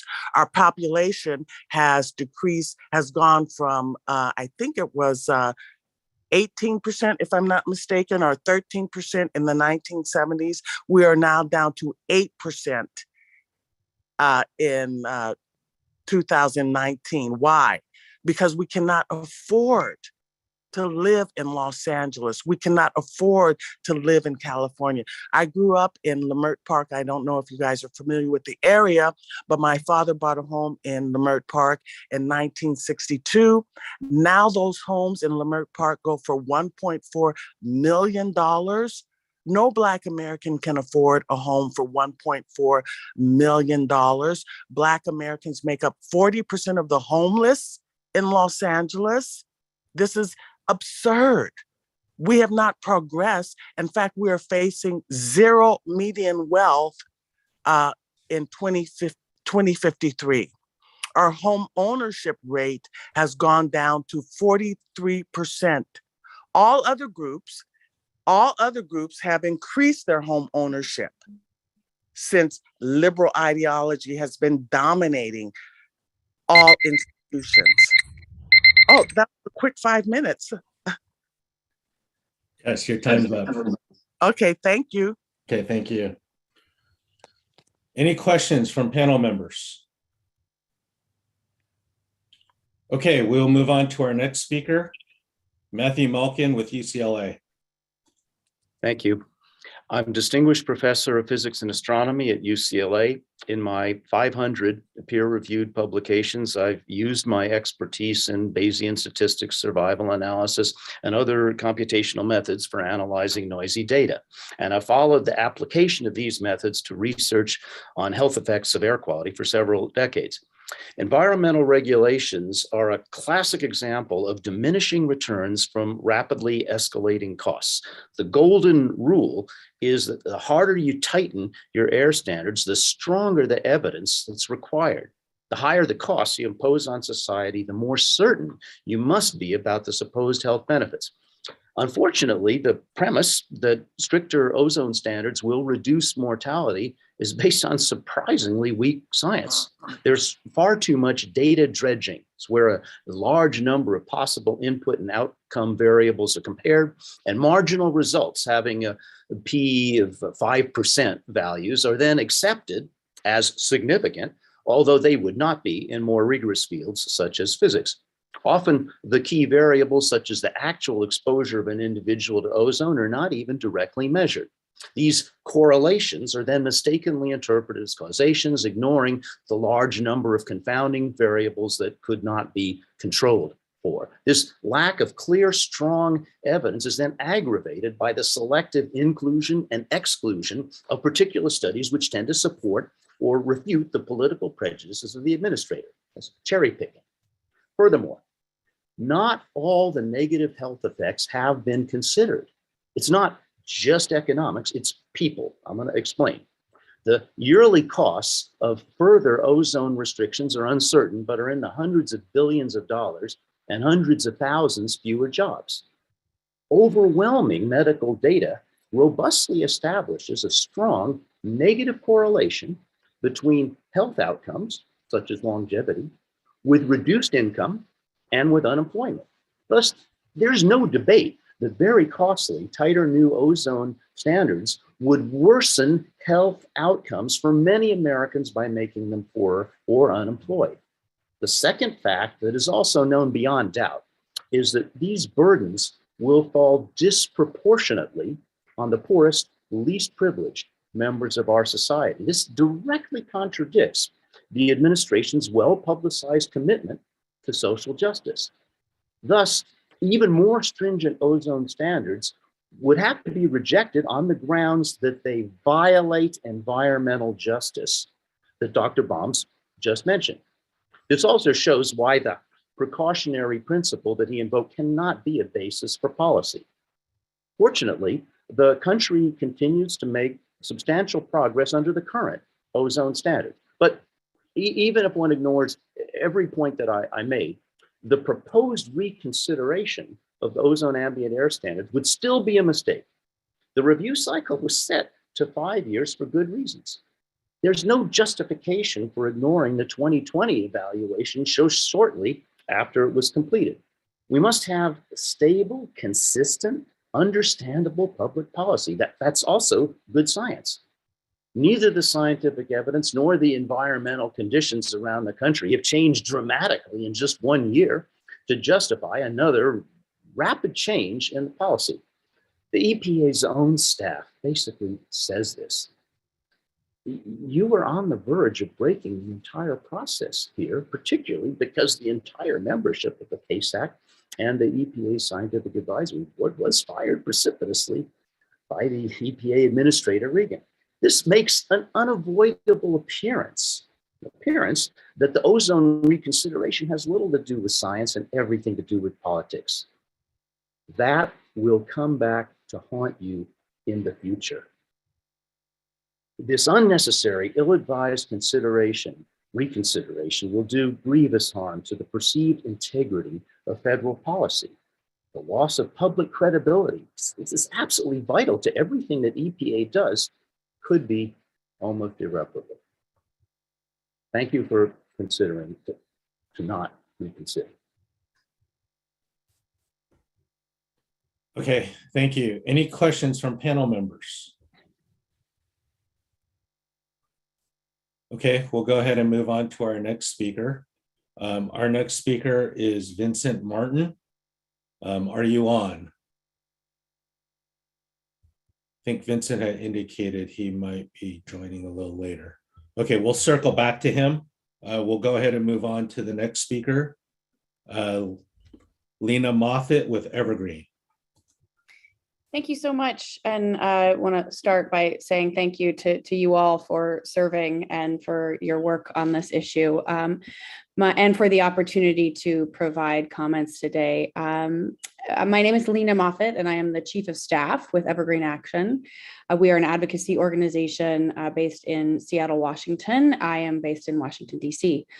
We appreciate the opportunity to comment to the advisory committee on the importance of a full and complete discussion of the science pertaining to the impacts of ozone pollution. In light of recent scientific research, we are calling on the panel to hold a comprehensive discussion on the state of ozone science before conducting its peer review of the policy assessment for the reconsideration of the Ozone National Ambient Air Quality Standard. We have previously urged in our comments to the EPA to set the primary ozone standards to no higher than 60 parts per billion because of the impacts, as have been noted by many of the speakers, to protect the public health from those impacts, especially for people with lung disease and others in high-risk populations. We were eager to join with many of our expert colleagues and partners in making this recommendation, many of whom have spoken already today. And as our colleagues at groups like the American Academy of Pediatrics, the American Lung Association, the Appalachian Mountain Club, and many others made clear when they petitioned the agency to initiate the reconsideration of the ozone standards in 2021, The national ambient air quality standards must not only be adequate enough to protect the average member of the population, those of us with more privilege and access to resources to remove ourselves from pollution, but must also protect those most vulnerable in our communities, including children, pregnant people, the elderly, the socially disadvantaged, and people with heart and lung disease. During the 2015 review, our colleagues noted that epidemiological evidence at the time already demonstrated adverse health effects from exposure to ambient ozone levels above 60 parts per billion. New studies conducted since then, as well as re-examination of previous studies, have continued to show numerous negative health impacts at 60 parts per billion. This includes recent studies showing negative impacts on children, including increased incidence of asthma attacks, reduced lung volume, and reduced lung growth over time. And recent studies have also identified cognitive impairment in the elderly from ozone exposure, an area that warrants further consideration and discussion.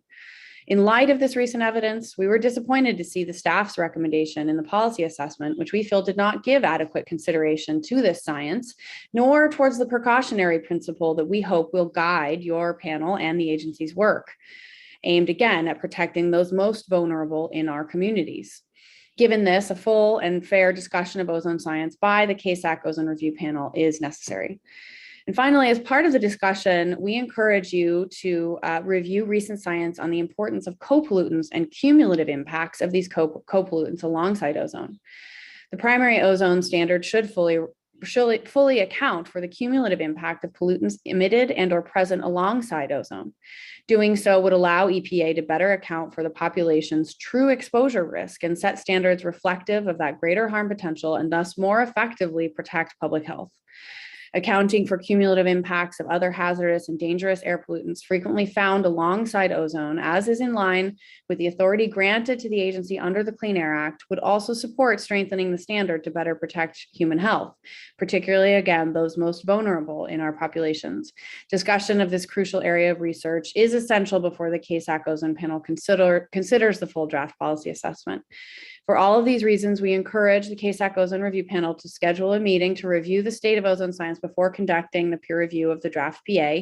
We believe that the ozone science, including extensive recent research, supports a primary ozone standard of no higher than 60 parts per billion, and only a more protective standard will safeguard public health within an adequate margin of safety. And I will say, as a mother of a young child and two older stepchildren, one of whom suffers from asthma very badly, and a mother who is elderly and suffers from asthma, this work is very personal, and I very much appreciate your time and attention and care to protecting those most vulnerable in our society. Appreciate it.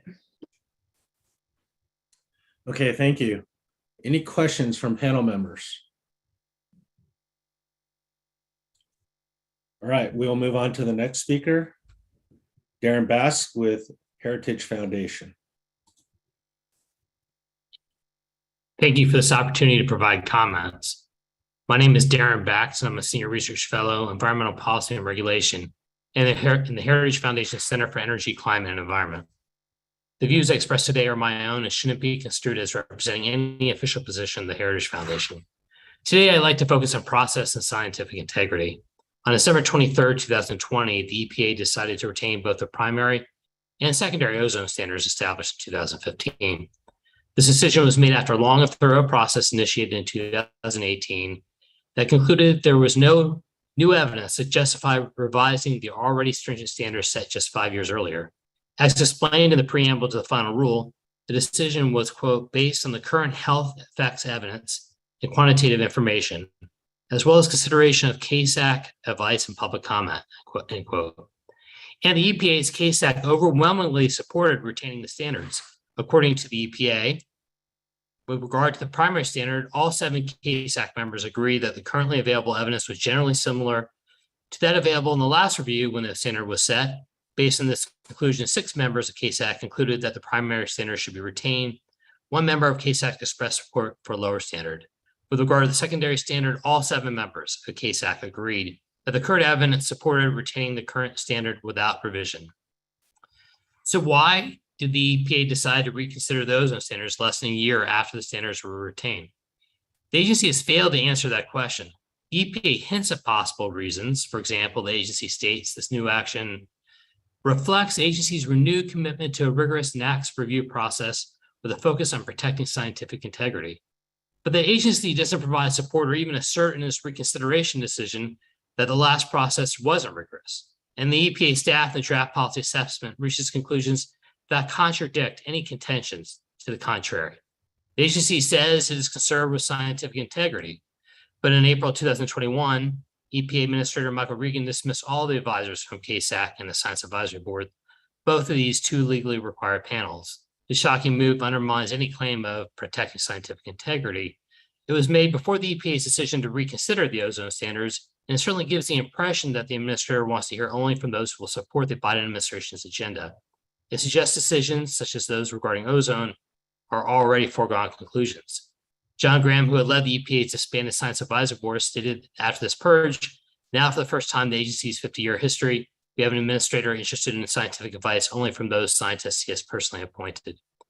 The fact that the ozone panel would even have to consider undertaking a new deep dive into the science at this time is strong support that there isn't obvious or compelling reason for this reconsideration in the first place. If this reconsideration process ended right now, as it should, the standards would still have to be reviewed and, if appropriate, revised by 2025. That means the review process would start as soon as next year. And during that review process, CASAC would be able to, and in fact should, do a deep dive into the science to ensure that the best available science is used. A lot can be learned from the last time the agency jumped the gun through an ozone reconsideration process. In 2011, President Barack Obama directed the EPA to withdraw what was going to be new and stricter ozone standards than the then recently finalized 2008 standards, largely out of concern for the economy. The Biden administration should have similar concerns. Currently, Americans are getting crushed by inflation not seen in over 40 years, with the April year-over-year price increase at 8.3%. The regulatory costs and economic harms of stricter ozone standard would be devastating. When directing the EPA to withdraw the ozone rule, President Obama didn't just focus on economic considerations, though. He also focused on the timing and stated, ultimately, I did not support asking state and local governments to begin implementing a new standard that will soon be reconsidered. That argument made sense then, and it makes sense now.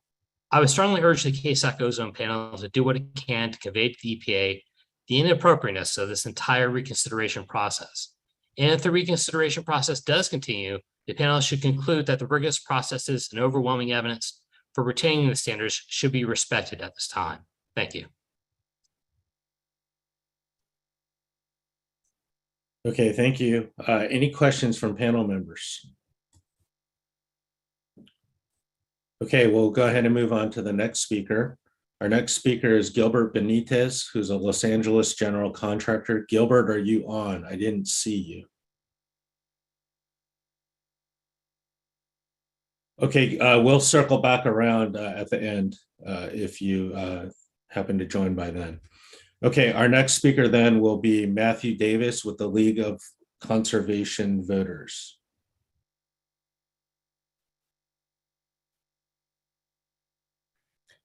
Hi, thank you so much. Hello, thank you for the opportunity to comment today. My name is Matthew Davis, and I'm Senior Director of Government Affairs at the League of Conservation Voters, or LCV. Previously, during the 2010 through 2015 Ozone NAAQS review, I was a health scientist in EPA's Office of Children's Health Protection, participating in the EPA NAAQS review work group. It's very good to be with you all here today. On behalf of LCV, I'm here to point out some of what I think are the salient, some salient children's health science considerations from my close work on the 2010 through 2015 review that I think it's worth the panel considering and discussing, and to me indicate the inadequacy of the current primary standard of 70 parts per billion in providing protection with an adequate margin of safety, particularly for children who are well established as a disproportionately exposed and at-risk life stage. I also wanted to underscore and remind folks, some number of you who are involved in this panel, so you probably don't need the reminder, but the 2010 through 2015 CASAC panel deliberation spent a lot of time thinking about whether or not to include the level of 70 parts per billion in its recommendation to the EPA. and I think that hesitation from the panel was because they worried that it didn't provide an adequate margin of safety. Anyway, I support the CASAC taking some additional time to look at the underlying science before reviewing the draft policy assessment. I think that makes sense. And I think taking a full look of the science indicates that a standard of closer to 60 parts per billion provides children in other life stages and groups at risk something a lot closer to an adequate margin of safety. So first, let me talk a little, have a couple of points on chamber studies. First, as others have mentioned, they don't represent well a wide spectrum of our population, and they certainly do not represent sensitive groups or life stages well. The second point I'll make is that the exposure timeframe in a chamber study has translates into a lower parts per billion level when you translate it across an 8-hour averaging period in terms of cumulative ozone exposure. And I think that people, it's worth delving into that a bit. So on the first point, healthy young adults represent only about a third of the US population, and they're not usually thought of as high risk for potential health effects unless they happen to be outdoor workers as well. Children are the largest at-risk segment in the US population, around a quarter of our population here in the US, and they're not well covered by the chamber studies, as others have pointed out. So placing undue weight on the chamber studies reduces the likelihood that there's an adequate margin of safety for children, as well as for older adults, outdoor workers, adults with asthma or poor diets, and those are the identified at-risk groups. On the second point, to translate chamber study exposures to what they mean at the standard levels, the ozone standard level, I'll use the example of the 2009 Schlegel study of 31 healthy adults. This was a study that was heavily relied upon during the 2010 through 2015 review. Schlegel et al. Found statistically significant adverse effects, which were categorized as lung decrements greater than 10% and symptoms at a 6.6-hour exposure average of 72 parts per billion. This level approximates to a cumulative ozone exposure of around 60 parts per billion over 8 hours, which is, as you know, the NAC's averaging time. Also, the lung function decrements described and how the onset was across that 6.6 hours more closely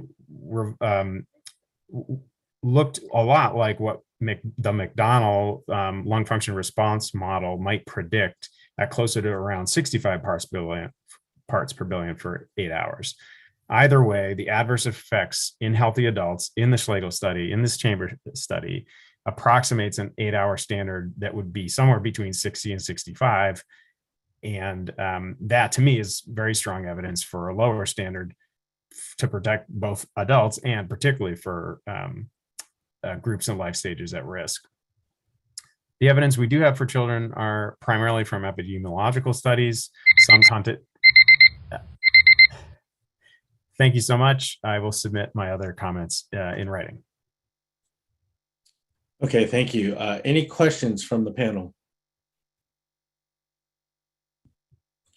Okay, we will go ahead and circle back to those who we missed. Vincent Martin, are you on? Vincent Martin? Okay, Gilbert Benitez, are you on? No. Okay, so that will conclude our public comment period. Leanne, I will go ahead and turn the meeting back over to you. Okay, first check and see if anybody feels like they need to take a break after this. I'm thinking maybe we'll take a couple minute break. How about we come back at what is it? 24 after the hour, so 5 minutes.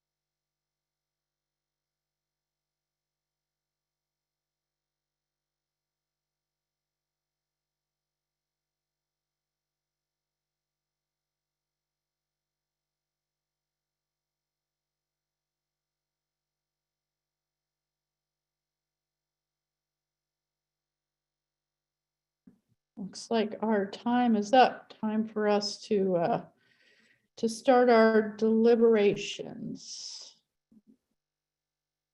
So if the timer can stop being the center of our screen, and I'll invite the members of the panel to help us decide what you think about whether we should be doing a full consideration of the science. So I invite people just to raise their hand and share their opinions. George. What does a full reconsideration of the science mean? Or would we be asking for a supplemental ISA, a new ISA, or something else? You know, I think when I said at the beginning that we would maybe leave it to EPA to figure out the process, I think I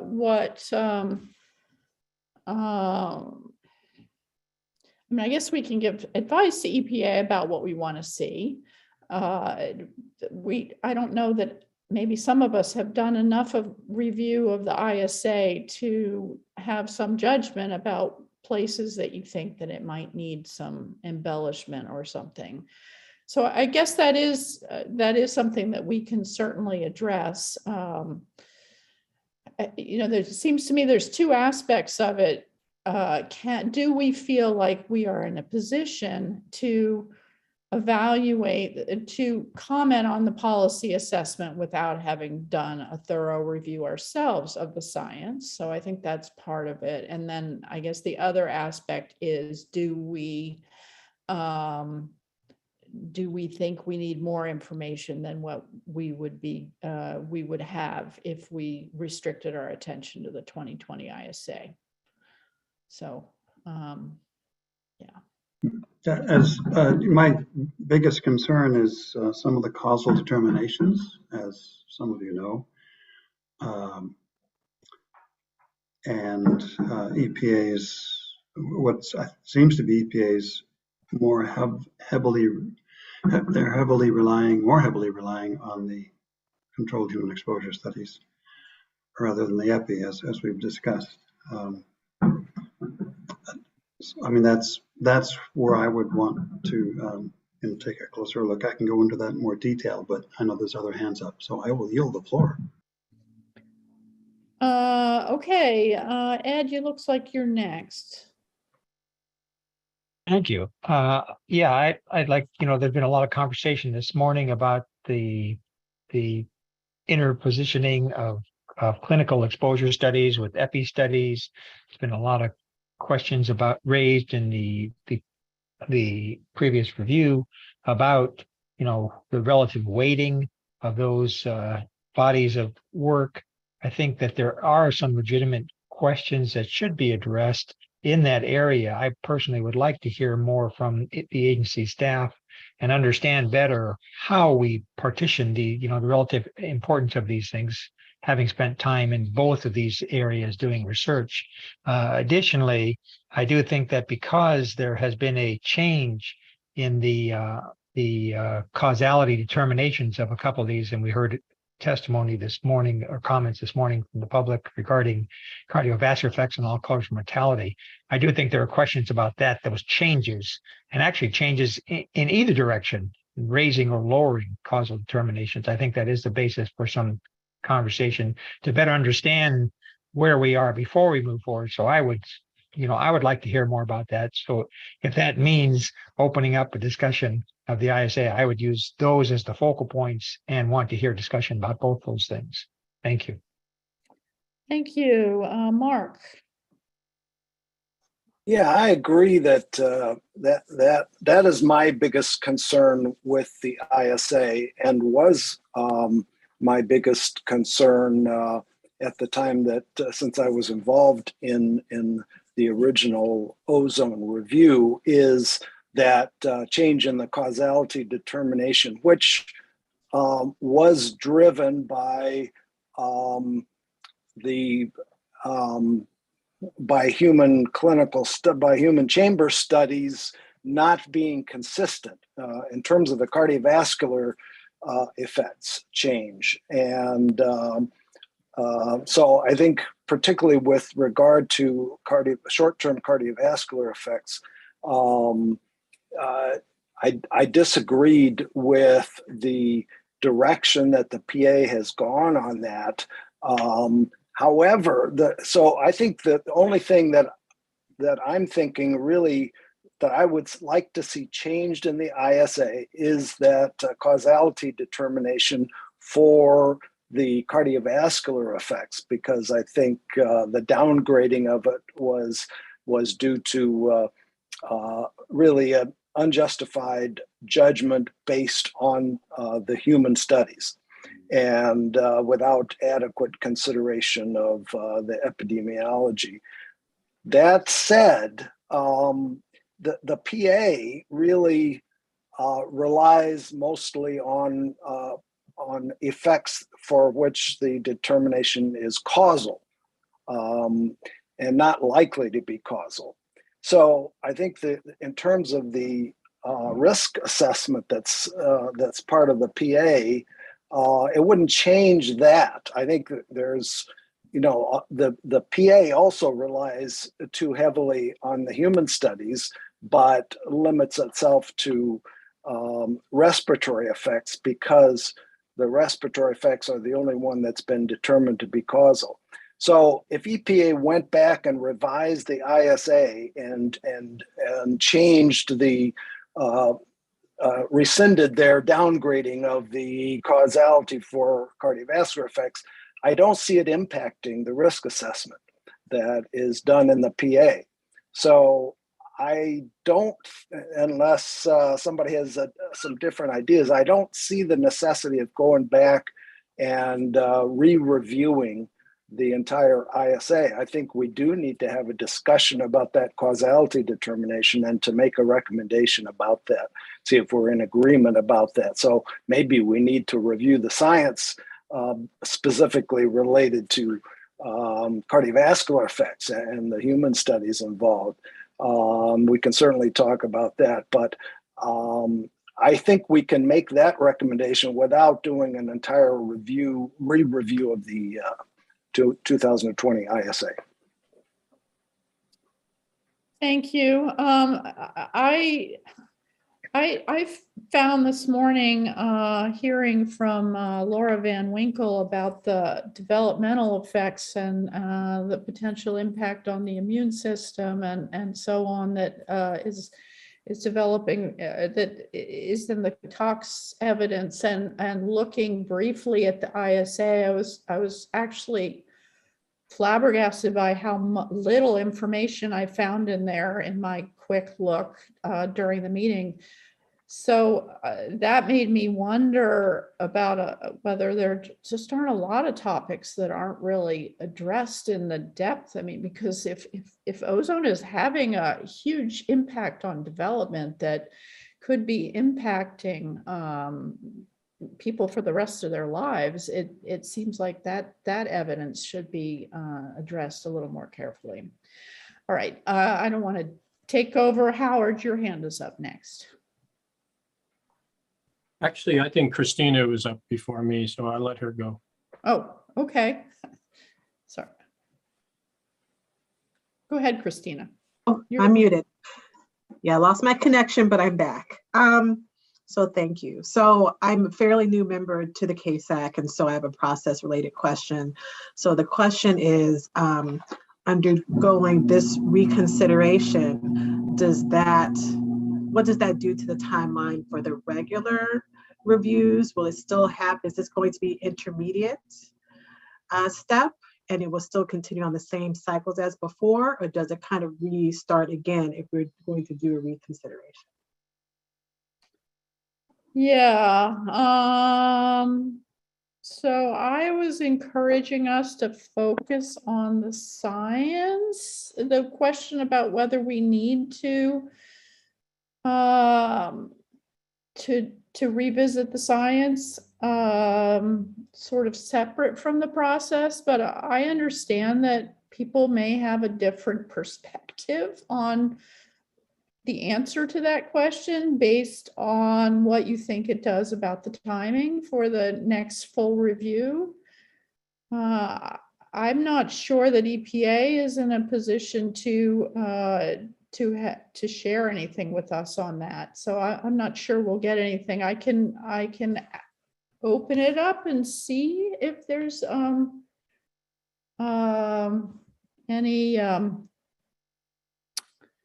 any comments from EPA.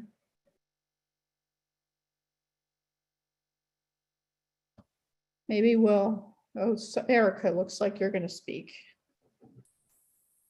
Well, I don't want to leave the committee with important questions, but unfortunately, I don't think we have a real answer to your question, Dr. Fuller.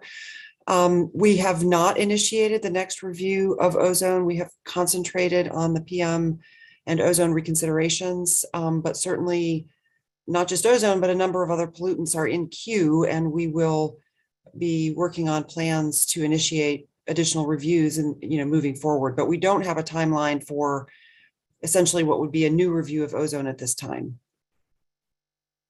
Okay, thank you.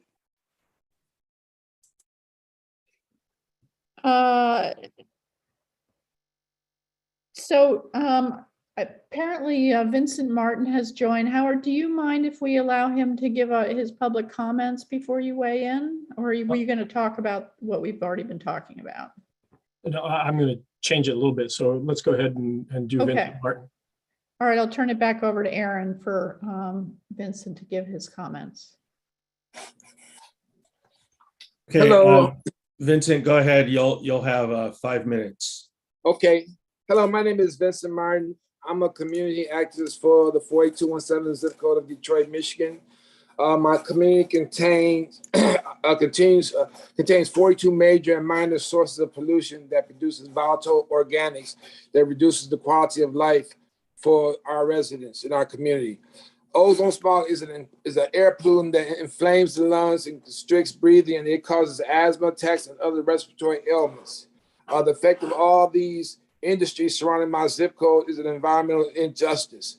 The EPA is aware of the conditions that we live in. Recently, I hosted Administrator Regan and CEQ Director Mallory on a toxic tour and showed them what we live, and they was both saying they was a terrible situation we live in, that they can't see how we live in those kind of conditions. But again, nothing has really happened.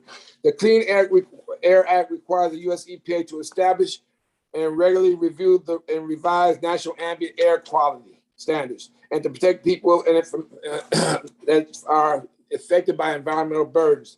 My concern is the people that are marooned in these communities that cannot leave the communities, the ones that are suffering from tragic illnesses, that are homebound, bedbound, that don't have no way of getting out. They are being subject to these things without any relief. EPA prepared a draft policy assessment that recommended that the Administrator Regan refused to strengthen the ozone regulations. And they just mentioned PM 2.5 and PM 10. And I'm so concerned because these communities have a heat island effect because so much industries mean a lot of concrete, and it's hotter in these communities, and they are actually suffering the most. And I'm afraid that the PM2 particles are actually causing greater damage to the DNA of people. It's getting into our system. We're breathing it in, and it causing changes to our body functions where we're becoming insulin resistant because our pancreas is not producing insulin that is sufficient to maintain us. So that's the issue. So all this stuff is interrelated. It's kind of hard to say we're going to talk about ozone layer without talking about and cumulative impacts, because we got so many, these environmental justice community are the ones that's hosting all this industries. Look at all the EJ screen and it'll show you. And this is a systemic issue that needs to be fixed. And hopefully y'all reconsider the national air quality, ambient air quality standards and revise it to make it even more stringent, because the people that you're helping are kids, seniors, and people that cannot leave communities. I yield at that. Thank you. Thank you very much for your contribution. Okay, so we'll move back to the panel and before I do that, I should check and see if anybody on the panel has questions for Vincent Martin.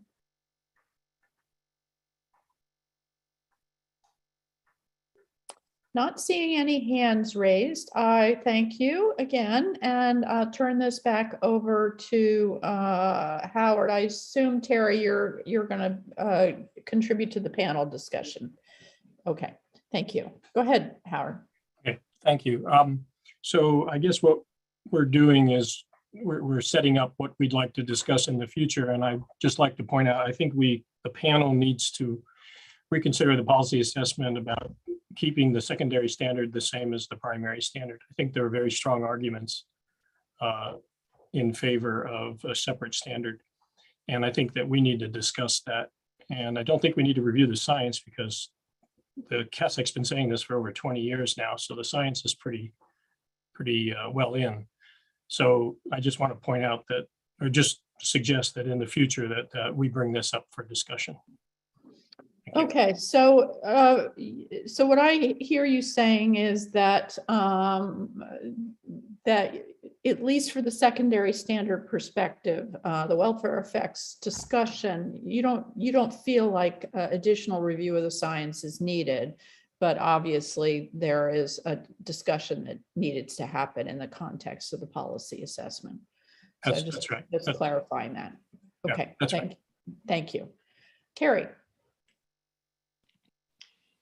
Yeah, for the reason that you brought up this discussion, Dr. Shepard, I thought the reconsideration PA was very, very good, and I was fairly satisfied with it. I did have this nagging in the back of my head. Why did EPA say that the human controlled exposure studies overruled anything from the EPI? And now after hearing what people have said at this meeting, that nagging is even stronger. And so I am quite familiar with the NYU colleagues who have done some of the camp studies. I'm just surprised. And I guess first I'd like to know deeper why EPA has decided not to use the EPI to help set the standard and to rely on the controlled human exposure studies. And second, that might mean reviewing the EPI in the ISA. Yeah, I think the talks is fine. Everything's fine, except I just don't understand why EPA, based on what colleagues have said, why the EPA has decided not to rely on the EPI for the standard setting. Thank you. Thank you. Yeah, so George. Okay, let me just try to organize a couple different topics coherently here. First, to Howie's point on the secondary, I agree. It absolutely needs to be, addressed. A long-term cumulative W126 form. The lack of that is just simply amazing. I don't know how EPA continues to justify that the primary standard meets the needs of the secondary, but they do. And that's important because ozone, the secondary ozone standard, I look at that as a precedent setter, there we go. Of all the NACs, the one with the strongest case for a separate secondary standard is ozone. I mean, it's really, really clear. And there's the benefits both for general vegetation and crops. I mean, they're large. And I've always said that if we can't get a separate, in this case, W126 secondary NACs for ozone, we're never going to make any progress on getting secondary NACs, independent secondary NACs for other pollutants, primarily PM visibility, et cetera. We just went through that, and it's just not going to happen. So in that sense, what we do with ozone on the secondary, could have implications for how other secondary standards are handled. However, I will also acknowledge that is not the primary task here. If we have limited time and resources, clearly the primary health-based standard is more important. Let's see, something that Mark said, and maybe EPA can clarify this. The bright line between getting more page time on the PA for causal determinations, I thought or think was causal and likely causal. So likely causal and suggestive, that's where the bright line is. I think I heard Mark say causal, but I'm not sure I heard that correctly. Maybe we should ask Erica or one of her staff to chime in on that question. I think Mark had said it was causal for the risk assessment, I believe is what he said. Yeah, that's what I meant to say. Okay, thank you. I think in general, I think it's causal or likely causal is what I recall for the primary considerations in the PA. I also probably need to clarify my concerns originally in our previous meeting back in April. I noted that changing in causal determination, well, the one that changed from likely to suggestive was for short-term cardiovascular and mortality. But I also wanted to highlight the fact that the long-term cardiovascular and mortality is still in the suggestive category. And I'm at this point maybe more concerned that is still there. So it hasn't changed, but the fact that it hasn't changed is to me a concern. There's, as we've talked about today, a fair amount of epi evidence for long-term mortality.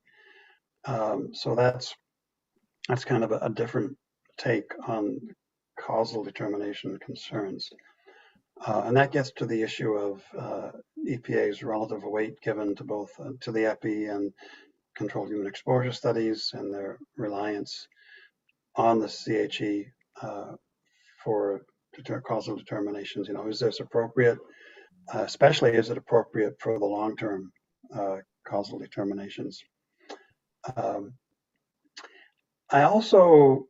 We talked about the Moses 2 study that came out recently and how that supports, for the most part, there were very few, I think John Baum's mentioned maybe one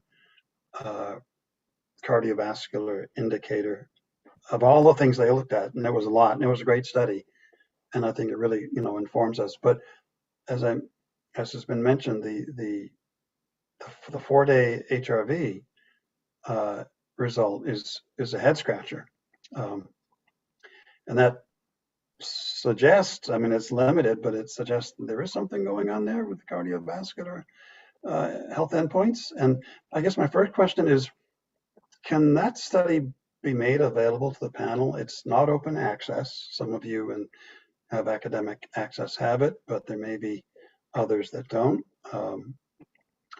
I do have it. Is that something that we should ask EPA to make readily available on HERO or some other way to the panel members?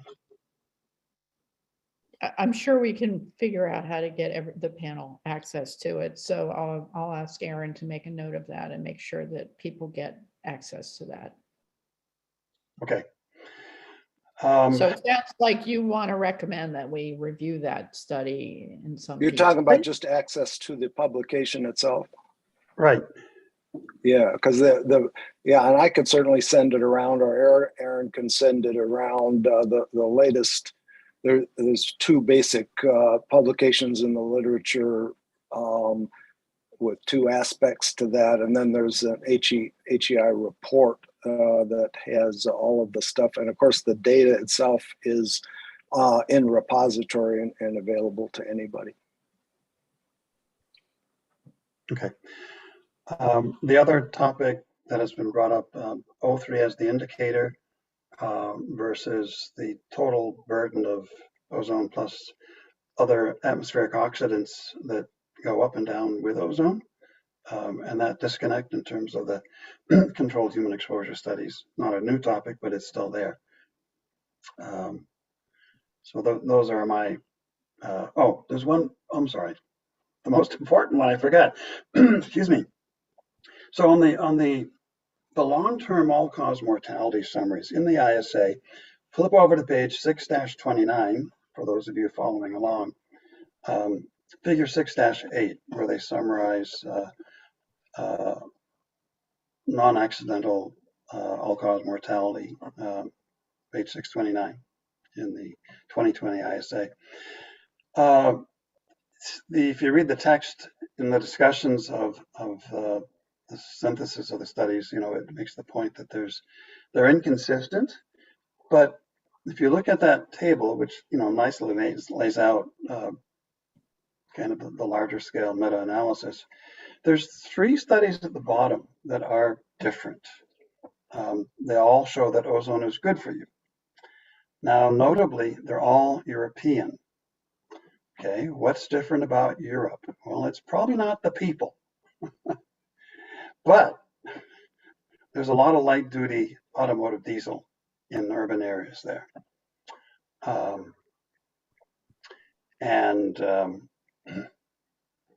As we all know, diesel has high NOx or NO emissions, and you have titration of ozone.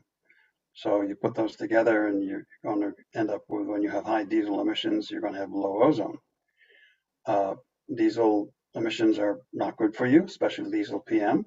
That's pretty well recognized. That in certainly potential for cardiovascular effects there. So if you're not controlling for diesel PM or black carbon or some other indicator of that, you have an issue there. The fact that these studies are saying, hazard ratios well under 1, saying ozone's good for you. Clearly something's wrong. And I think one obvious issue there is the diesel emissions that you have in Europe, but primarily in terms of automotive light duty diesel you don't have here. So that to me would be a rationale to exclude or at least flag those studies or any studies done where diesel autos are common, and that may be more than just in Europe. But that's the difference between the North American studies and other studies. So I wanted to throw that out there and let people think about that and maybe comment on that. So thanks. Thank you, George. I think Jim Boylan, you were next. Yes, I guess just talking more in general terms, not about anything specific in the science. I guess one question is, I don't know if all of the CASAC members have had adequate time to review the ISA, which is a very large document. And obviously I have read it because I was on the last CASAC panel, so I don't need extra time, but I'm assuming some of the other CASAC members who were not involved last time would need some extra time to review that very detailed document because the policy assessment is based upon that document. So I would be in favor of allowing panel members additional time to review the ISA before moving on to the PA discussions. I would also be in favor of allowing the CASAC members to ask EPA clarifying questions about the ISA. However, I'm not in favor of reopening the ISA for reconsideration, and I'm not in favor of EPA submitting formal comments on the ISA. That's a document that's already been finalized. It was reviewed by the last CASAC. There was a number of public comments, very similar to the public comments that we heard today, that EPA was able to consider when they came up with the final ISA. And it's my understanding that final ISA or PA documents have never been reviewed by CASAC in before, and I don't know if this would set a new precedent going forward. So I guess in summary, I'm in favor of giving additional time to review the ISA and ask clarifying questions. I'm probably not likely inclined to be in favor of doing formal CASAC comments on the final ISA though. Thank you. Okay. Well, maybe a different way of framing whatever comments. If we do a review, we should presumably put comments, and it may not be so much about the ISA itself, but about our understanding of the scientific evidence that's informing the policy. Would be a different way of framing that, because I think you're making an important point. Thanks, Alexandra. So I just wanted to reiterate what Howard said and then George about the need to discuss the secondary standard, but I also agree with both of them that I don't think we need to reconsider the science on that. I think there's plenty of science out there. That's it, Leanne. Thanks. Okay. So I'm actually hearing that, well, I'll give other people an opportunity to speak, but I'm hearing that we might view what we need to do with respect to the science differently for the primary and the secondary standard, that there seem to be questions that people have with respect to the evidence that informs the primary standard that we need to dig into, but the people who are expert in the evidence that informs the secondary standard are confident that we can have the discussion in the policy assessment without doing the any kind of thorough review of that evidence. So that's what I'm hearing. So please speak up if you want to give another perspective on that. And thanks for that point of view. Ed. So I just have a more process question, maybe for you or for Aaron or for the agency. And that is the sort of troubling thing that's come up is, for example, with respect to the recent discussion about the Moses 2 or the raising of the Moses 2 data in both the public comment and then George's his recent comments, a boundary condition or time frame for what peer-reviewed published data can be used to that can be brought into this discussion. I mean, because we're sort of looking back in time at the 2020 ISA, but we're sort of referring to data that is now 2022 publications. I mean, can we do that? Should we do that? How do we think about that? Because obviously we have additional science potentially to consider in the last couple of years. Yeah, you raised a fundamentally important question. It's we are in uncharted territory here, doing this reconsideration without an update of the science. And so, what science do we consider when we consider the policy assessment? I think. At the moment, I don't know how to answer that question, but I don't think as scientists we can ignore the current science. Typically, as CASAC EPA digests it for us, and then we comment on that. If we are just to plow forward and we feel like in order to do a responsible job, we need to take into account the most current science and not have this artificial cutoff of several years in the past. That suggests that if EPA doesn't do that digesting for us, we need to do it ourselves. Otherwise, we don't necessarily feel like we're ready to comment on the policy assessment. So I'm not sure exactly how to answer your question, but hopefully that's helpful. And I also invite people from EPA if to raise your hand and weigh in, because we are obviously trying to navigate something we're not really, we haven't done it this way before. So we're trying to figure it out. So thanks. Mark. Yes, with regard to that issue that Ed raised, I mean, the way I see it, we can always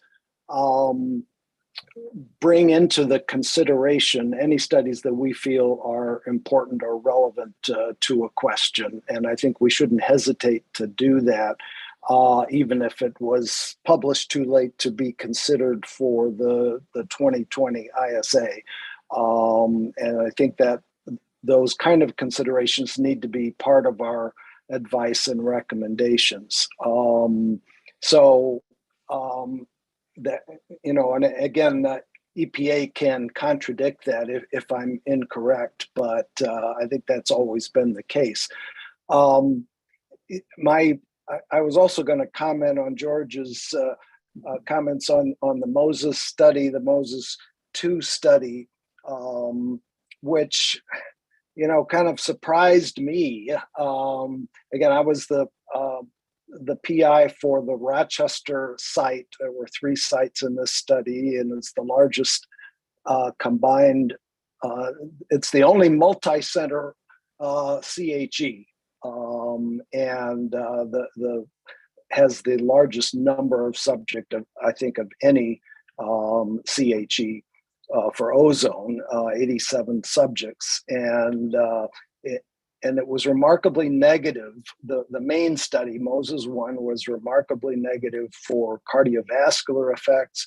But in the follow-up study where we looked at, we estimated ambient exposures for these very same 87 subjects and looked at what was happening with their baseline measurements. So the initial measurement before their chamber exposure in relation to ambient exposures, and there was a very highly statistically significant relationship between increased ozone and decreased heart rate variability indicators. High frequency heart rate variability was the primary, but the secondary indicators were in agreement with that. So it was a robust finding. It was robust to pollutant considerations. Was not, the effect, ozone effect, did not go away with PM 2.5 or other pollutants that were assessed. And the key thing is, this is the same subjects that were exposed to ozone by itself at a much higher concentration, and we did not see a reduction in high frequency. So same subject, same measurements. So, you know, there's clearly something different going on with ambient exposures than with the chamber ozone exposures. And the conclusion is, well, maybe there's something besides ozone that's in the ambient mix that varies very closely with ozone, like other oxidant species, secondary chemical species with oxidant effects. Who knows? It's all speculative, but it does highlight this issue that the chamber studies may not be telling us the whole story of ozone, and also very much highlights the possible fallacy of the PA, which was, in terms of respiratory effects, at least to emphasize the clinical studies, but also to emphasize the clinical studies in saying that in lowering the causality determination for the cardiovascular effects. In other words, to downplay the epidemiology findings just because the chamber findings have been inconclusive with regard to cardiovascular effects. So I think that's important observation. I think even though the Moses 2 was after the cutoff date for the 2020, I think it needs to be in our considerations of advice that we give on the PA. Yeah, I'm done.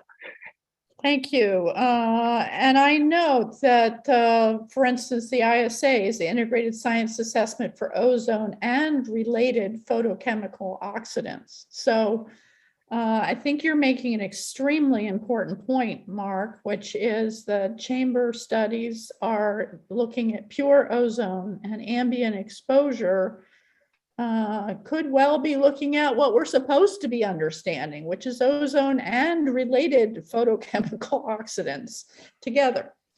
So, Danica, did you want to comment?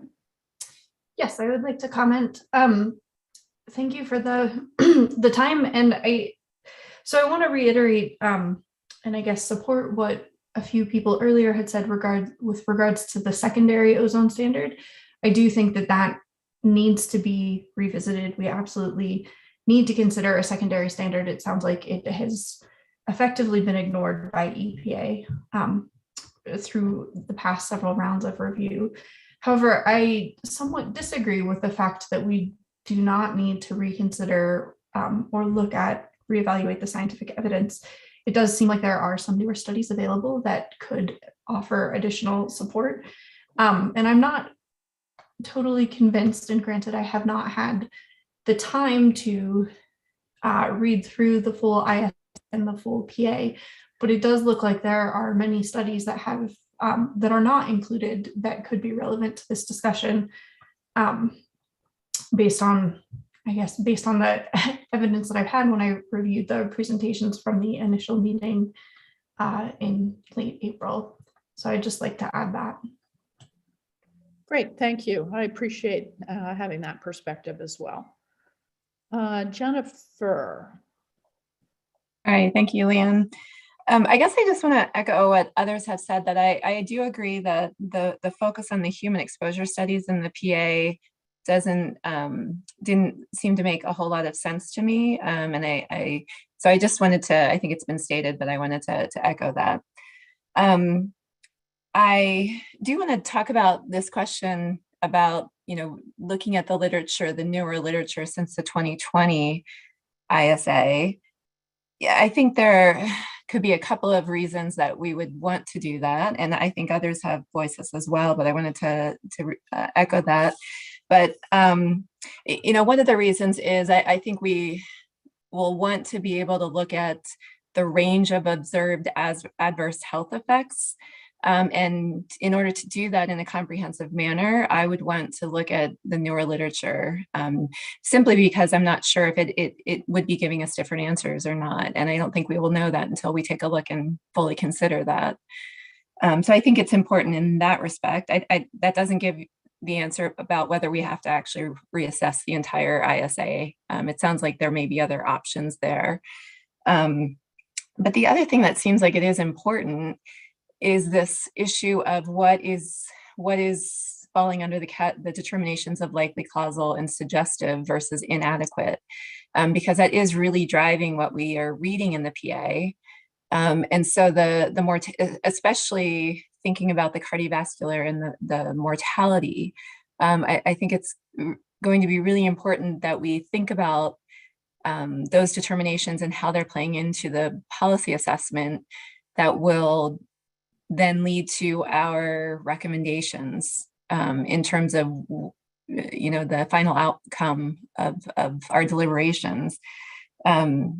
So it seems like, going back to the earlier conversation that Mark was stating, that for the risk assessment, only the causal determinations were focused on for the risk assessment. And I think what we've seen, just thinking back to the particulate matter panel, is that people weigh the risk assessment versus other evidence in the policy, in the PA, differently.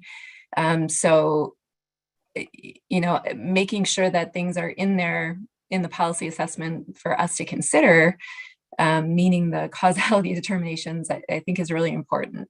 So I would want to take a look at the mortality determinations and the cardiovascular determinations, at least in the sense that, that those will drive our discussion for the policy assessment. I don't know, that was kind of a meandering comment there, but did that make sense? Yeah, no, I think that's important perspective. I thank you for that.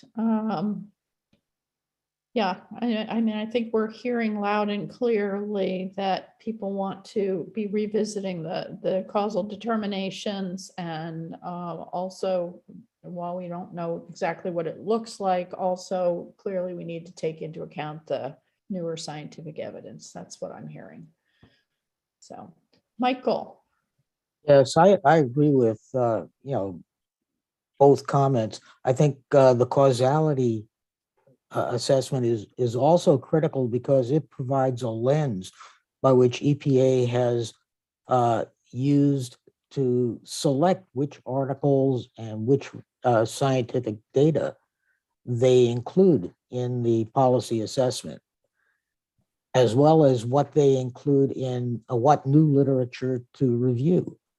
So things that were not considered to be causal get a lot less attention. And I think one case in point, we received a memo from Tom Lubin that cites 74 articles that were provisionally reviewed. And the memo just says that these do not, in their opinion, did not materially change the scientific conclusions of the ISA. But there's really no no substantiation of that statement. And I think at least those 74 that were provisionally reviewed, we should get a little bit more details on, why EPA came to that conclusion.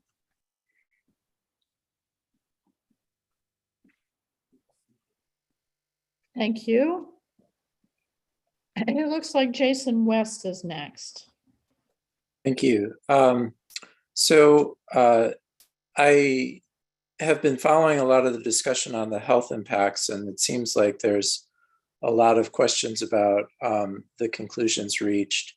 One of the very important ones is whether ozone mortality is causal. So I'll keep sort of listening to what those who are closer to the epidemiology and toxicology have to say on that, but that's certainly an important discussion. I wanted to raise a different point, which was I also work on ozone and ozone's effect on climate. And the ISA had a conclusion that I just didn't understand. So it says ozone's impact on radiative forcing is a causal relationship, but it says that its effect on temperature and other climate variables is likely to be causal. And that really doesn't make sense to me, because if it's causally impacting radiative forcing, then there must be an impact on climate. And in fact, it cites the IPCC of giving a range of temperature effects of human effects on ozone. And that range doesn't include zero. So what they cite as being supportive of that likely to be causal is, to me, demonstrating that it is causal. So it might be a minor point in the scope of our discussion, but I thought that was worth bringing up. There may be some logic EPA had for doing that, and I'd be happy to talk with people at EPA more about it. But as I see it now, it kind of doesn't make sense to me the way it's presented. Thanks.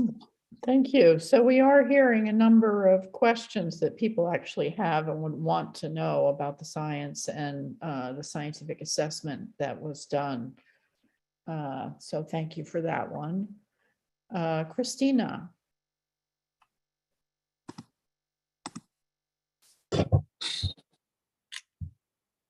Okay, so I definitely agree with several of the comments that have been made thus far with regards to concern with the changing of the causality determinations for mortality and cardiovascular outcomes.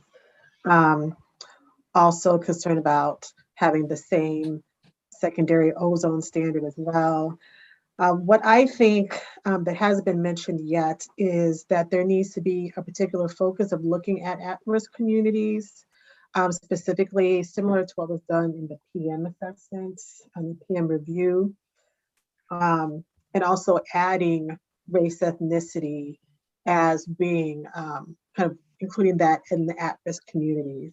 And I know it's kind of a difficult thing because it's definitely kind of a proxy for other social and contextual and physical factors, but it is something that we have that has been documented to show different disparities in exposures to ozone, and also some potential susceptibility as well.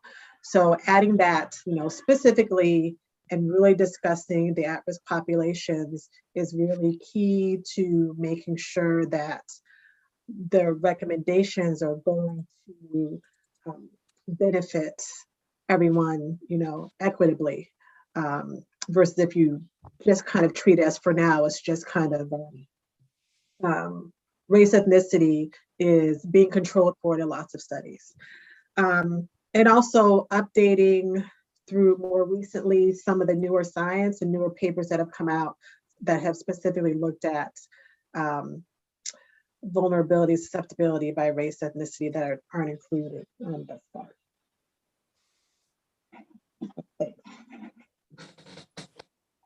Thank you. Those are really important topics to be considering as well. Rick. I think given that there's clear concern that these controlled human exposure chamber studies sometimes result in positive associations and sometimes not, it does call into question a little bit the weight of those data in determining ozone recommendations. And perhaps the Moses 1 and Moses 2 contrasting data sets are direct evidence of this. So it's plausible, if not likely, that something else has to be considered in that causal pathway. Related photochemical oxidants, of course, is the most natural solution. But to do that, to get that into these recommendations, we need to rely more on the epidemiology more than we currently are. Since while this is an imperfect analysis, it's the best that we have that gets at this complex exposure, particularly for these at-risk populations that are less understood. Great. Thank you. Let's see, Terry, it looks like you had your hand up next. Yeah, I guess it's a cautionary statement. If we start using the latest research that comes out in the last few months, it goes against precedent how EPA has set up this procedure. And it sort of seems like, Michael mentioned the 74 articles that were brought up in public comments, et cetera, and that was addressed. But if we go back and start using the latest stuff, I'm not sure how that would fit in. Does that stuff have to now go in the ISA? Would it even matter and be used in the risk assessment that's in the PA? It seems like EPA has always set a guideline for every CASAC committee, for every NACS, for a good reason. And that's because there's always more science coming out, but you got to stop somewhere. Yeah, I think, somebody at EPA is welcome to correct me if I'm wrong. My sense is that, certainly when EPA does its work, there is a cutoff. And if we were reviewing, say, the final ISA or whatever other information they present to us, it would be based on a cutoff. But as the scientific experts who are advising them, I think what I heard Mark say, and I agree with in my experience on other panels, is that we are not constrained to restrict our attention to the cutoff date that EPA used in its work in our advice to EPA. And so that's the distinction I think I would make there, that using the latest evidence in our advice is perfectly acceptable, but expecting that somehow that EPA would integrate the latest evidence unless they're going to redo a supplement or restart the process or something like that, it is that then they would have a cutoff, and that would be what they would base it on. I think that's the answer that I understand. And again, I invite anybody who wants to chime in from EPA or others to comment on that. I agree with your reasoning. I'm unsure how to proceed. Mm-hmm. Well, we are in uncharted territory here. So we are trying to figure out how we do our job conditional on a 2020 ISA that we haven't reviewed in order to comment on the policy, and which is why we paused what we were asked to do, which was review the updated policy assessment in order to figure out how we want to navigate here. So I really appreciate all the multiple perspectives on this, because I don't think how to move forward is straightforward, but we need to come up with, or I guess ultimately I need to come up with a conclusion to this meeting today, and if we need to on Friday, that we share with the administrator. Judy. Given that EPA may not be able to revise ISA or provide the ISA supplement, I feel that they might want to consider to ensure the consistency between the ISA and PA in some aspect. For example, they use the different, the ISA used the National Emission Inventory 2014, which is good. They revised it, and for the PA for the 2017 emission inventory. But the category changed from 14 source type to 5. So make it very difficult to compare, especially the trend shows that wildfire disappeared in the PA. And it is important to know that from 2014 to 2017 inventory, that CO from wildfire increased by nearly 2/4, and from 15 to 28%. That's a very high percentage to be considered. VOC also increased by almost 3/4, from 4 to 11%. So that, but the PA did not really even show much of the wildfire effect, and the impact. In fact, the wildfire impact on the background ozone level, ISA cited up to 30 to 33 ppb from wildfire, whereas PA says, oh, only a few ppb, so it's not important. So those kind of things is really need to be addressed. It is that I felt that both documents lack of emphasis on the effect of the wildfire and the treatment of the exceptional event. So it's wildfire, I mean, for ozone, that's similar to PM issues, but except that the design value on the ozone and the non-attainment area is not even mentioned. I have to go back to the EPA trend report to have a better understanding of the ozone level. I feel a lot of places, documents seem to disconnect between the surface observation and background estimation and the level they finally recommend. Thank you. Thank you. Helpful perspective. Jeremy. Thanks. I keep, in my mind, I keep kind of going back and forth as I'm listening to this kind of conversation unfold. And I think I saw that Steve Dutton had like unmuted himself like previously, and I was kind of excited to hear him kind of weigh in. But Steve, I'll stop talking in 1 second. But all right, Steve. Yeah, let's hear what Steve has to say. Because I think that's, I mean, this is to me what the center of it, my confusion is kind of what Terry was saying too, which is that, no matter what we're doing here, there seems to be a potential for establishing some precedents, right?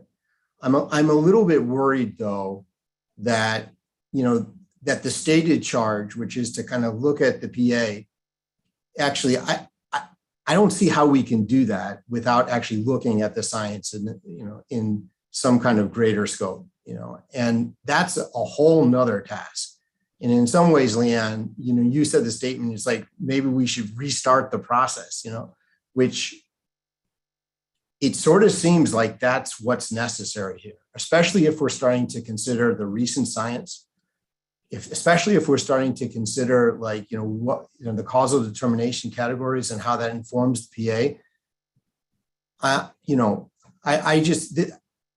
I'll stop now, but I'm kind of like a little bit like concerned here, about the direction. I'm a little bit confused. So I don't know, Steve, if you can. allay my fears. Sure, yeah, and I unmuted myself when Leanne was describing the kind of the dilemma we face here. I think, Leanne, you did a really nice job of that. We do establish a cutoff point for the ISAs for that very reason, because at some point we need to integrate all the evidence and come up with our conclusions. And as a part of the normal process, we then go back and do, take a look at the literature during the policy assessment phase and during the rulemaking phase, where we will frequently develop a provisional memo where we look at the evidence to make sure that nothing major has come out that would call into question the conclusions that we have in the ISA. Now, that said, that is not the same in-depth integrative analysis that we do across all lines of evidence.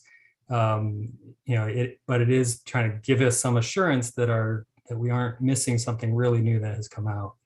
And we did 2 provisional memos, which the CASAC has with them. And admittedly, they don't have as much detail as an ISA, of course, but I will point you to the most recent provisional memo, which was submitted just this year, 2022, to the docket.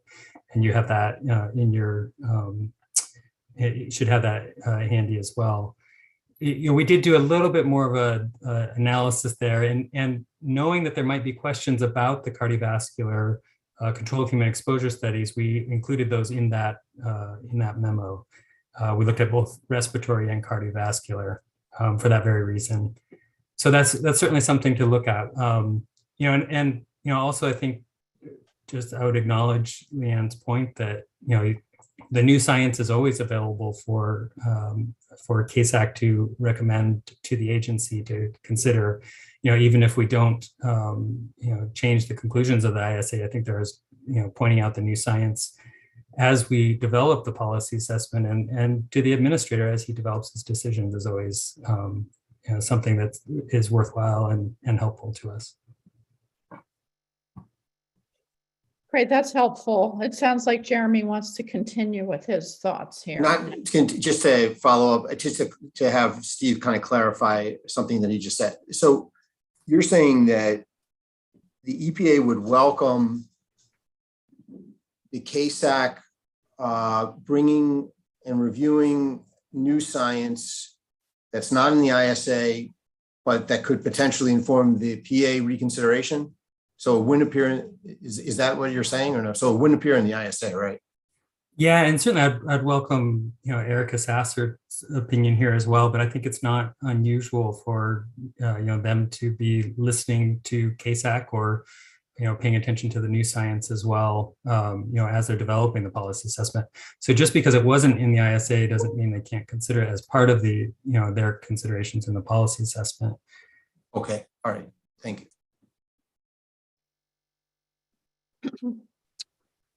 Okay, I'm not seeing that Erica's unmuting herself, or are you?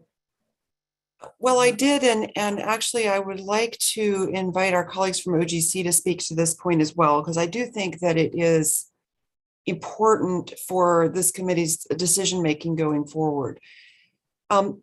In a reconsideration, the agency is typically resting on the record as it stands. So we are looking principally at the information that formed the basis for the decision that is being reconsidered.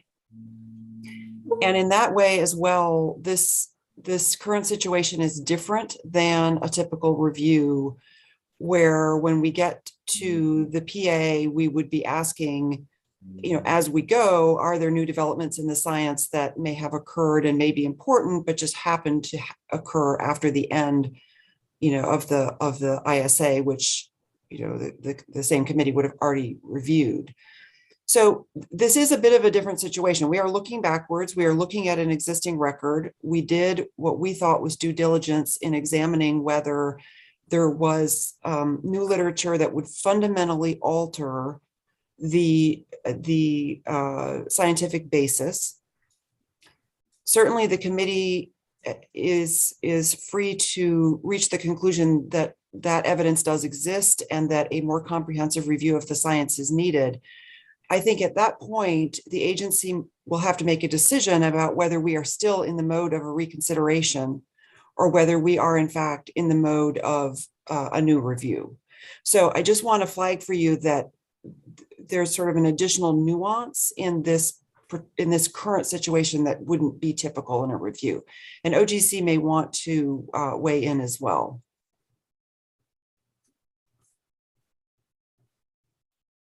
Hi, Erica. This is Melina. I think I don't really have anything to add to that. I think you covered the key considerations well. That there's a difference there that we'd want to think about, depending on where CASAC decides to go. So can you help me understand then? So what Erica and Melina just said. So you're saying that that we're really in the reconsideration, we're really focused, or you really focused on the record as it stands and the existing evidence. And so while I guess we can bring in new evidence, if it fundamentally alters the conclusions one might reach, that maybe suggests we're not really doing a reconsideration anymore, or that it is that a fair restatement of what you both said?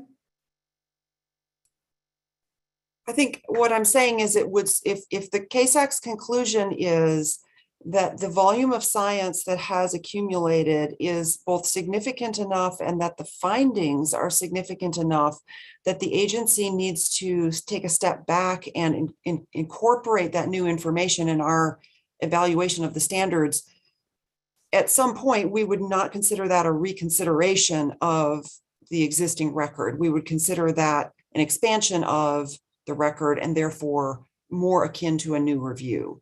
And that's a decision that we would obviously have to take back to the administrator. So I'm not prejudging. I think we are interested in your advice about how to proceed. And of course, that does depend on your view of the science, both what we looked at already and what you know of that may have emerged that you consider critically important since the ISA was published. Okay, and that could occur either as a result of this meeting today and presumably on Friday, given the time, or after a conversation about the science, which we would hold at a future meeting. So that decision, I guess, could, or that not our advice could emerge either from this meeting now or from the next meeting that we might have that is a future discussion of the science. Okay. Could I jump in with a quick question for Erica, just to make sure that I understand? So the original intent for EPA, or the original charge, was for us to re-review basically the previous CASAC review of the PA, based on the information in that 2020 ISA. Is that right? Well, I think I would phrase it a little differently, because we did issue a new policy assessment that incorporates some important updates. So I think the charge really was in light of the science that was encompassed in the 2020 ISA and the conclusions that were drawn from that by EPA in the new policy assessment. What is the committee's advice? So that could certainly encompass your evaluation of the 2020 ISA, your thoughts about whether we had appropriately captured everything we needed and whether we had appropriately carried that forward and drawn logical conclusions from that record in the new policy assessment. Great, thank you. All right, thank you both for that. There's a lot here for us to wrap our heads around with respect to the nuance. Jason, you have your hand up. Yeah, just a point. I from what I've heard of the discussion so far, I haven't heard us give many cases where we've highlighted new science since the 2020 ISA. Rather, I think what I've heard more of is we disagree or have questions about what's in the ISA to begin with, especially the causal determination, and then how that's used in support of the policy assessment. For example, the heavy weight given on the exposure chamber studies versus epidemiology. So that's not necessarily new evidence, but kinds of puts it back to the question of, if that's our determination, that we have questions and concerns about what's in the ISA to begin with, what do we do with that? Do we compile those questions and concerns and put that in a letter to the administrator and our job is done? Or, what's the procedural way forward then? Thanks. Yep, we're trying to figure out how to navigate, that's for sure. And looking at the time, I'm not going to cut off the discussion, but I think that we are going to meet on Friday, and I know it will help me as chair figure out what we're going to say, to have a little time to reflect. And I encourage people to reflect and hopefully we can come back on Friday with fresh perspectives and a little bit more clarity on how we want to navigate this. I think that for me, at least, I would really appreciate that. So Jennifer. Thanks, Leanne. I had a clarification question for Steve Dutton, if I didn't act fast enough before he turned his video off. I wanted to clarify what was in the assessment, the provisional assessment, or the memo, where they did assess the newer studies, the memo of April 2022. So my understanding is that that review was solely focused on the controlled human exposure studies for both respiratory and cardiovascular. It wasn't a broader assessment, but I wanted to clarify that in case I missed something.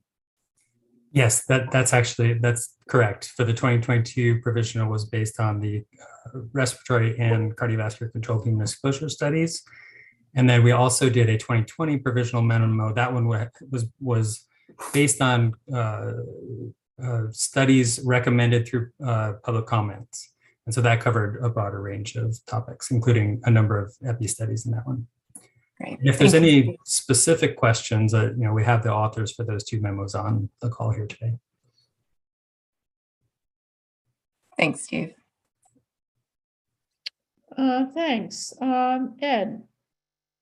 So it seems like we're having several discussions concurrently, and I'm having a little trouble keeping track of all of them.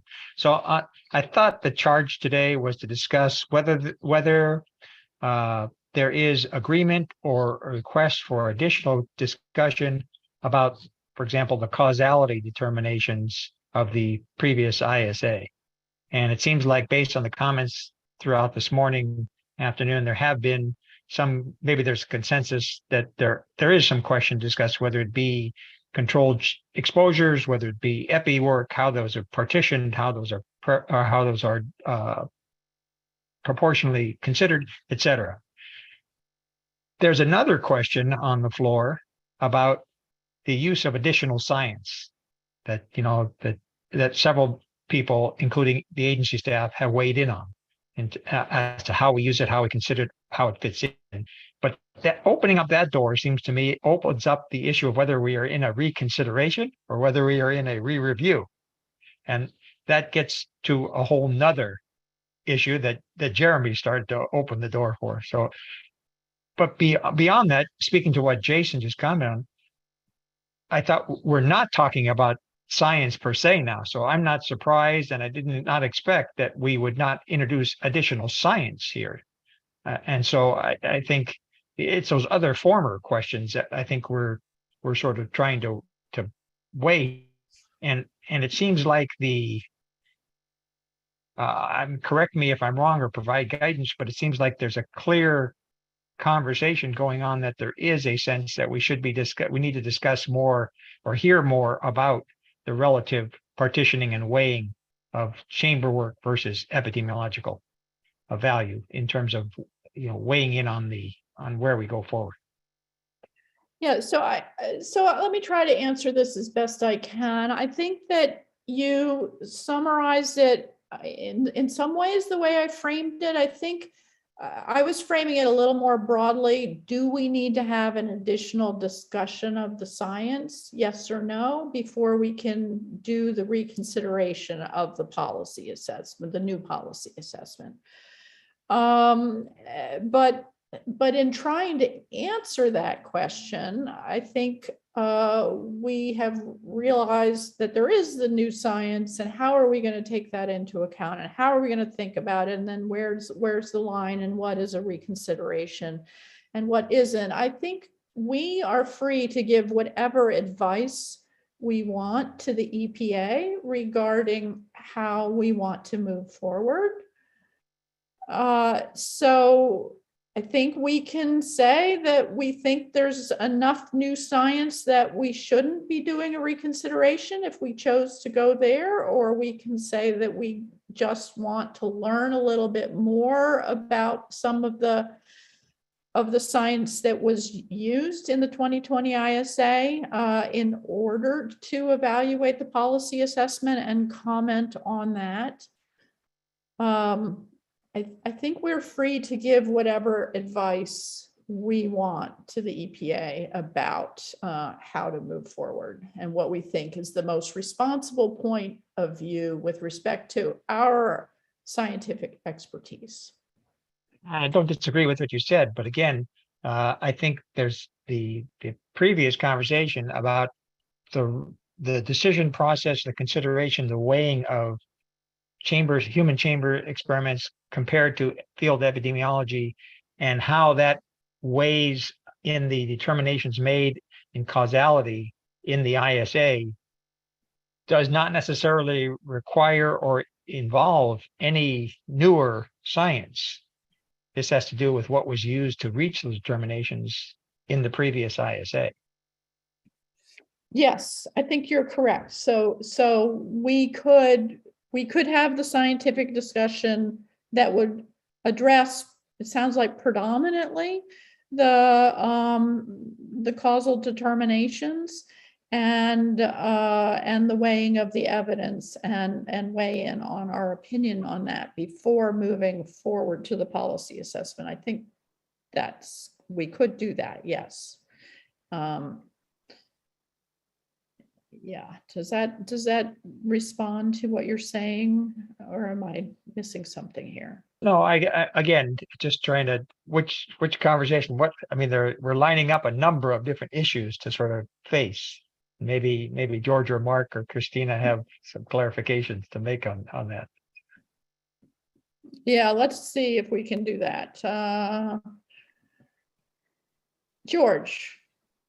And I just wanted to say it's my primary concern is how the existing science in the 2020 ISA, which closed in early 2018, how that was applied in determining causality. There is some new science. I mean, it's been 4 years, but other than fascinating hints like the Moses 2 HRV prior to the exposure day, other than things like that, it's more how the causal determinations were arrived at with the existing scientific basis that was used in the ISA, rather than getting bogged down in what's new since then. I wanted to weigh on this a little bit because I'd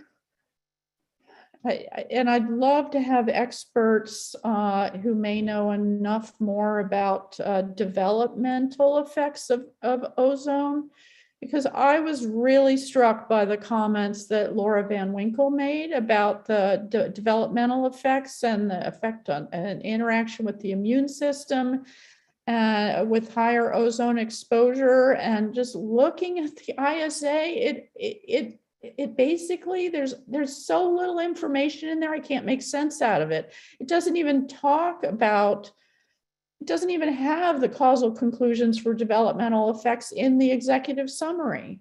So I'm based on that, I'm a little bit worried that whether we consider the science that was as of the closing date in the 2020 ISA or look forward, that there's things that we aren't even talking about that actually could be important from a policy point of view, because, you know, if developmental ozone effects, you know, high communities with high ozone exposure are affecting, you know, development in a profound way, that's going to affect people's lives, their entire lives. And anyway, it's just not clear to me that that there's enough in the ISA that really addresses that, at least based on the little we heard from the public comments today. And that has me a little bit worried about just responding to what we have already identified as in the 2020 ISA. So Leanne, I'm having a hard time finding my hand to raise. Oh, well, good. I'm glad you're going to chime in, because I know you're one of the people on the panel who has the expertise. Well, you know, I agree. I think it's, you know, I have not had adequate time to, you know, review thoroughly the ISA and, you know, the whole evidence base, but there is clearly, you know, increasing concern about developmental exposure, particularly in pregnancy, and influence on airway development, lung development in terms of lung function, ultimate lung size and lung function into adulthood, and development of chronic diseases such as asthma. So I think it is very important for that, you know, all that science to be captured and addressed and interpreted in a policy. And I'm not sure, I'm new at this process, so I'm not sure how this plays in, but, you know, much of that evidence is going to relate not to a short-term, you know, an 8-hour average kind of exposure to ozone, but actually a more chronic exposure. So how do we protect against these sort of longer-term average exposures over months or years at critical windows of development during pregnancy or early life? Yeah, thank you. And so that would be, if we do revisit the science, I think asking questions about what we know is critically important that maybe hasn't been adequately captured in the causal determinations is something else that we should bring up. Mark.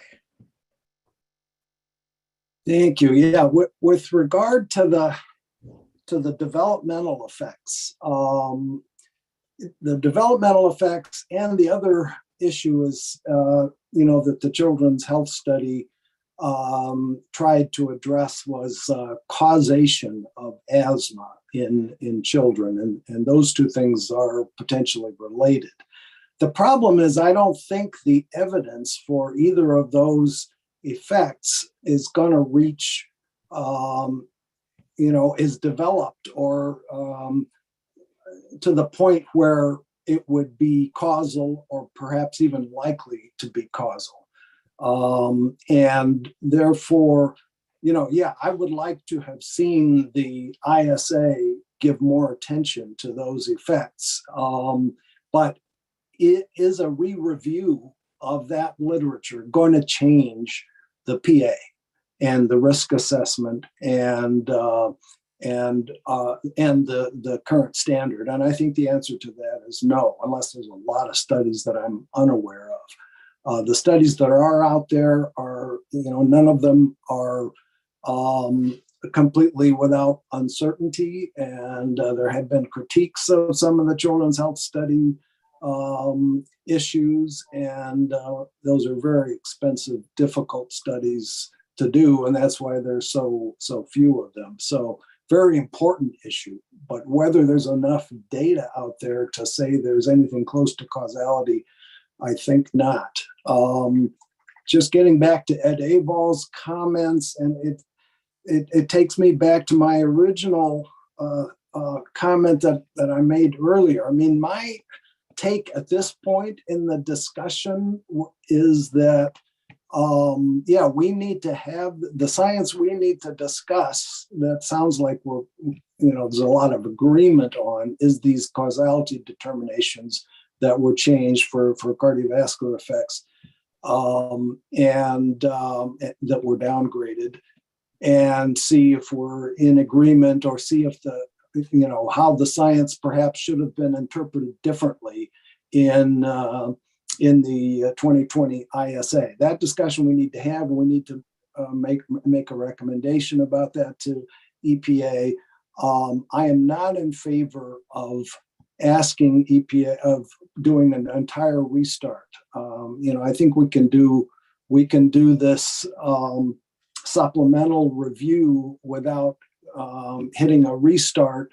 But if we expect EPA to go back and redo the ISA, then that's a restart, which, that's their decision whether they do that or not. But I don't think we, at this point, ought to try to re-critique the entire ISA. All right, thank you for that. I see Steve Dutton has his hand up, and Christina, I'm gonna ask your indulgence to let him go first. Yeah, go ahead, Steve. Yeah, sure. Thank you. And I did want to mention, a number of these topics, including the developmental effects, are included in the ISA. And we have Tom Lubin on, who is our assessment lead for the health side of the 2020 ISA, as well as Jim Brown, who was our lead for the 2013 ISA. And maybe I could ask Tom to just give a really quick recap of what we found on the developmental effects, if that would be helpful. Yeah, thanks, Steve. And this is a really interesting discussion. And, we tried to highlight the developmental effects in multiple ways. First, in our review of the evidence, we identified 3 different types of developmental effects. Those would be respiratory effects during the developmental period, cardiovascular effects during the developmental period, and neurocognitive or neurobehavioral effects during the developmental period. So the evidence for these kinds of developmental effects are included once in the respiratory section for those respiratory effects, again in the CVD section for the cardiovascular developmental effects, and then in it's Appendix 7 for the other health effects that includes the neuro. But there is also a section that pulls them all together, and that's section 7.1.4 in the ISA. I think it starts on page 7-16, where we briefly summarize all 3 of those lines of evidence together under one developmental effects heading. So you're right, it's not in the executive summary, but we did try to capture it in multiple places in the ISA. And then I'll just mention quickly, and I can turn it over to Jim if he wants to say more, that we did include a lot of the respiratory developmental effects that Dr. Van Winkle talked about, mostly a lot of the rhesus monkey infant studies. But we also pointed back to the 2013 Ozone ISA, where a lot of that had already been captured. So we provided a brief summary in this 2020 ISA and pointed back to the previous 2013 ISA, where a lot more details are included. And so I'll turn it back either to Steve or to Jim if they want to say any more, or I'm happy to answer questions. Thank you for that. It's helpful. It's, we haven't done the thorough review, so we're trying on the fly to understand all this stuff. So Steve, your hand's still up. Is that because you wanted to follow up? No. All right, we're starting to run out of time. But Christina, I want to make sure that you have a chance to have a say. And then unless anything more burning that needs to come up today, I think we will probably try to close out until Friday. Go ahead, Christina. Right. So, I've been thinking about what Ed was saying in terms of, we have those 2 questions of reconsidering the PA, and another question is, or including new studies, and those are related, but, separate. And I think what's really important to keep in mind with this, reconsideration of the PA is that it is, a different process. It is setting a precedent, and it's hard to reconsider the PA without adding something new to the ISA, in my mind, in my personal opinion. It seems like you have to add something in order to really reconsider, in order to provide some kind of justification. So either the justification is going to be through some kind of reanalysis of some of what's in the ISA already, or maybe including studies up to 2020 or maybe even up to 2021. But it seems like what's really important for this being perhaps a new precedent is to really justify what was done, because otherwise perceptions may show that, well, a new group of people is going to look at the same thing and find a very different opinion. And that's not necessarily the case. We really just have to justify what's going on. And that's my comment. That's a very helpful perspective as well. And food for thought, I think, as we reflect on this and come back together on Friday. So given that we only have 5 minutes left, I think I'm going to turn the meeting over to Aaron to adjourn for today.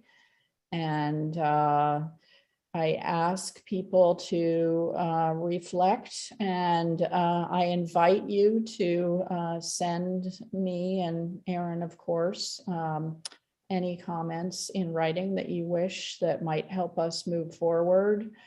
I will certainly be actively thinking about how to navigate this over the next 24 hours. And we will come back together on Friday and see if we can reach clarity. I think, yeah, I just need a little time for it all to settle down and shake itself out. And I appreciate any and all input that you want to provide before Friday, and of course, again on Friday.